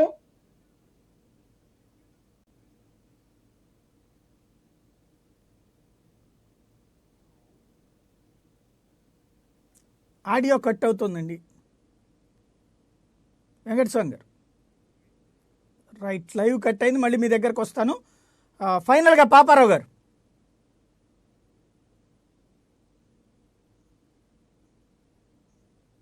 మచ్చలు మీరే వేస్తారు, మచ్చలు మీరే వేసి మచ్చల్ని రేపు కడిగేది కూడా మీరే కావచ్చు. రేపు అవసరం వస్తే మళ్ళీ కేసీఆర్ మన కేసీఆర్ ఈటెల రాజేందర్ ఒకటై కూర్చుంటే ప్రజల్ని ఫూల్ చేసే అవకాశం కూడా ఉంది. సో కాబట్టి ఇక్కడ ఉద్యమ బ్యాక్గ్రౌండ్ సంబంధించి ఒక ఉద్యమ బిడ్డను బదనాం చేసేటువంటి ఏదైతే ప్రయత్నం ఉన్నదో అది తన వ్యక్తిగత స్వార్థం కోసం ఎంతకైనా కిందికి దిగజారుతాడు కేసీఆర్ అనే దానికి ఈటెల రాజేందర్ ఒకటే ఉదాహరణ కాదు, ఇంతకు ముందు కూడా అనేక ఉదాహరణలు ఉన్నాయి. అయితే రాజేందర్ యొక్క ఆ ధిక్కార స్వరం బయటకు వస్తుందా? నిజంగా కేసీఆర్ ఇప్పటిదాకా చేస్తున్నటువంటి అనేక అవినీతి పనులు లేకపోతే ఇవన్నీ ఇవాళ బయట పెట్టగలుగుతాడా? ప్రజల పక్షాన్ని నిలబడగలుగుతాడా రేపు రాజేందర్ అనేది వేచి చూడాల్సినటువంటి విషయం. రైట్, ఫైనల్గా నరేష్ గారు. సార్ ఇప్పుడు ఇక్కడ ఉద్యమ నాయకులని అందరు గౌరవిస్తాము, దాంట్లో అనుమానం లేదు. విఠలాంధ్ర గారు అంటే ఒక ఉద్యమ నాయకులు, నాకు చాలా ఇష్టమైన వ్యక్తులు ఒకరు, దాంట్లో అనుమానం లేదు. ఎల్లాలో చాలా వరకు వల్ల వెంకటస్వామన్న గారు కూడా చాలా అటెండ్ అయ్యారు, విఠలాంధ్ర గారు కూడా చాలా అటెండ్ అయ్యారు. అయితే నేను ఒక మాట ఏం చెప్తా ఉన్నానంటే, ఈ రోజు తెలంగాణ రాష్ట్ర సమితి నుంచి పక్కా పోగానే తెలంగాణ రాష్ట్ర సమితి నుంచి ఏదో జరిగింది పక్కా పెట్టరు అని చెప్పి అనేటువంటి పార్టీలు ఈ రోజు చెరుకు సుధాకర్ గారి పేరు చెప్తారు. అదే చెరుకు సుధాకర్ గారు ఎమ్మెల్సీగా పోటీ చేస్తే మరి అక్కడి నుంచి మీ పార్టీ ఎందుకు పోటీ చేసింది, లేకపోతే బీజేపీ పార్టీ ఎందుకు పోటీ చేసింది? అంత ప్రేమ ఉన్నటువంటి వాళ్ళు ఎక్కడైతే టీఆర్ఎస్ పార్టీ నుంచి వచ్చి నిజంగా వాళ్ళకి అన్యాయం జరిగి బయటకు వెళ్ళి అన్న వాళ్ళ దగ్గర వాళ్ళు మరి పోటీలో ఉన్నప్పుడు మీరు ఎందుకు వాళ్ళ మీద పోటీలు పెట్టారు? అదే కోదండరాం మీద మీరు ఎందుకు పోటీ పెట్టారు? అదే చెరుకు సుధాకర్ గారి మీద ఎందుకు పోటీలు పెట్టారు? అంటే ఈ టీఆర్ఎస్ పార్టీ నుంచి బయటకు వెళ్ళిన మాత్రము దాన్ని ఒక అబండంగా చూపించేసి ఆ పార్టీ మీద నెట్టడం వరకే బాధ్యతగా అనుకుంటే మాత్రం పొరపాటు. ఖచ్చితంగా మన నిజంగా వాళ్ళ మీద ప్రేమలు ఉంటే వాళ్ళు బయటకు వచ్చేది. ఒక్క నిమిషం వెంకటస్వామి అన్న, ఒక్క నిమిషం అన్న. రాజకీయ పార్టీలుగానే మాట్లాడుతున్నాం, వ్యక్తిగతంగా ఇక్కడ ఎవరు మాట్లాడట్లేదు, ప్లీజ్. రాజేందర్ అన్న ఒక మాట పెట్టుకో నరేష్ భాయ్, నేను ఇంకా పార్టీలోనే ఉన్నాను, నేను పార్టీ పక్కకు పోలేదు, తర్వాత నేను ఒబీడియంట్ ఫాలోవర్ ఆఫ్ కేసీఆర్ అనే మాట్లాడలేరు. ఈటల రాజేందర్ గారు ఈ రోజు తన హుజూరాబాద్ నియోజకవర్గ తన ప్రజలతో నిర్ణయం తీసుకుంటున్నారు. అది తెలుసు అది ఏ రకంగా నిర్ణయాలు ఉంటాయని కూడా మేము ఏమంటలేము. కానీ ఇప్పుడు మీరు అన్నటువంటి నిందలు ఇంతవరకు వేసినటువంటి వారి మీద కోదండరాం గారు కానివ్వండి, లేదా చెరుకు సుధాకర్ గారు కానివ్వండి, లేదా ఇంకెవరైనా కానివ్వండి, లేదా వేషాది గారు కానివ్వండి, ఇక్కడ అవకాశాలు పొందిన వారు మాత్రమే. ఈ రోజు రాముల్ నాయక్ గారు కూడా ఇక్కడ అవకాశం పొందిన వారు మాత్రమే. మిగతా పార్టీ దగ్గరికి వచ్చినాక కూడా ఏ అవకాశం రాలేదు, లేకపోతే గెలవలేదు. పదే చెప్తున్నా నరేందర్, చెరుకు సుధాకర్ ఈజ్ ఉద్యమ బిడ్డ, కోదండరామ్ ఈజ్ ఉద్యమం లేకుండా icon of the movement. Kodandaram లేకపోతే కేసీఆర్ లేని పరిస్థితి. ఏం మాట్లాడుతున్నావు వాళ్ళతో? ఏం పోలుస్తున్నావు? అలాంటి నాయకుల మీద మీ కాంగ్రెస్ పార్టీ చిత్తశుద్ధి లేదని అడుగుతా ఉన్నాను అన్న. అలాంటి నాయకుల మీద పోటీకి దిగడంలో చిత్తశుద్ధి లేదు. అదే అడుగుతా ఉన్నాను నేను. లేకపోతే పోలవరం కోదండరాం లేకపోతే గురించి ఏం ఉద్యమం తెలుసు? లేదు అని మీరే అంటున్నారు. మరి కోదండరాం అలాంటి గురించి ఏం తెలుసు? ఉద్యమకారుల మీద పోటీ ఎలా పెట్టాలనిపిస్తుంది మీకు? మీ పార్టీని మీరు ఎందుకు ఒప్పించలేకపోయారు? రాజకీయం వేరు, పార్టీ రాజకీయం వేరు. నాయకత్వాన్ని మీరు ఎందుకు మేము మీ ఒప్పించలేకపోయారు? పార్టీ నుంచి బయటకు వచ్చినందుకు సపోర్ట్ చేస్తలేము. మేము మీ పార్టీ నుంచి బయటకు వచ్చినందుకు సపోర్ట్ మీరు చేస్తలేము. నిజంగా మేము కోదండరాం గారి మీద జరుగుతున్నటువంటి అంత ప్రేమ దాంట్లో ఉంటే, చెరుకు సుధాకర్ గారి మీద అంత ఇప్పుడు ప్రేమ సాయి ఉంటే, గారు కూడా పదే మీరు పదే మీ పార్టీలను నరేష్, నీకు కాంగ్రెస్ అర్థం పార్టీని, కావట్లేని విషయం బీజేపీ ఏంటంటే పార్టీలని మీ పార్టీకి ఒప్పించి ఎప్పుడు అర్థం కాదు. మీరు ఎందుకు కాంగ్రెస్ సాయి గారు పార్టీ పదే పదే అభ్యర్థిని చెప్తున్నారు, నిలబెట్టకుండా పక్కకు ఆరోపణలు పెట్టలేకపోయారు? వచ్చిన అందరి మీద ఎంక్వైరీ రాజకీయంగా అందరూ చేస్తారా? మాట్లాడుతున్నారు. ఎక్కడ దమ్ముందా? గౌరవం వేరు, కేసీఆర్ రాజకీయంగా కు మాట్లాడడం వేరు. దమ్ముందా? గట్స్ ఉన్నాడు కదా, గట్స్ ఉన్నాడు అని మాట్లాడుతున్నాడా? కేసీఆర్ కు దమ్ముందా? వచ్చిన ఆరోపణలు వచ్చిన అన్నిటి మీద నిగ్గు తేల్చే దమ్ముందా? రేపటి వరకు విచారణకు దమ్ముంటే తెలంగాణ బిడ్డ అయితే రేపటి వరకు వచ్చిన ఆరోపణల మీద ఎంక్వైరీ ఏమను? దమ్ముంటే ఏమను? నువ్వు ఆరాధ్య దేవంగా పోల్చేటువంటి ఆయన దమ్ముంటే పోను. నేను కూడా సహచరుగా పనిచేసిన ఆయన తోటి, నేను కూడా పనిచేసిన చెప్తున్నా. నేను నిజంగా దమ్ముంటే, చిత్తుంటే, తల నరుక్కునేటువంటి తెగింపు ఉంటే వచ్చిన ఆరోపణలు మల్లారెడ్డి నుంచి మొదలుకొని, నయీం నుంచి మొదలుకొని అనేక ఆరోపణలు, తన సొంత బిడ్డ కవిత కొడుకు మీద వచ్చిన ఆరోపణలతో అన్నిటి మీద ఎంక్వైరీ పెట్టమనండి, ఎంక్వైరీ కమిటీ వేయమనండి. బర్తరఫ్ చేయమని అడుగుతలేను. అప్పుడే ఎంక్వైరీ చేయమనండి దమ్ముంటే. ఏం మాట్లాడతాడు? కేవలం కేసీఆర్ ఉట్టి మాటలతోటి మొత్తం నడిపించుకొచ్చినాడు 7 ఏళ్ళు. పడుతుంది దెబ్బ తప్పనిసరిగా పడుతుంది. రైట్. ఫైనల్గా నరేష్ గారు, మొత్తం విచారణలు జరుగుతాయా? ఏది చేస్తే అదే గొప్పగా ఫీల్ అవ్వమంటారు మమ్మల్ని అందరినీ? ఖచ్చితంగా అండి. ఇప్పుడు ఇక్కడ తెలంగాణ రాష్ట్రంలో క్రైమ్ రేట్ ఏ రకంగా ఉంది, లేదా అవినీతి ఏ రకంగా తగ్గింది అనేది ప్రజలకు స్పష్టంగా తెలుసు. మనం చెప్పే మాట కాదు, కేంద్ర ప్రభుత్వ సంస్థ చెప్తున్నటువంటి మాట.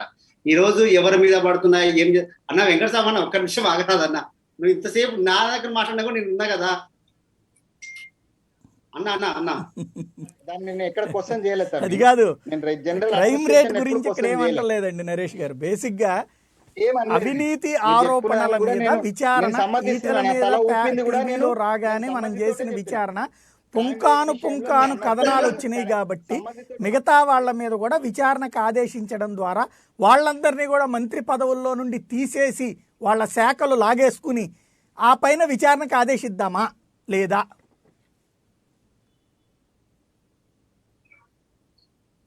ఖచ్చితంగా అండి.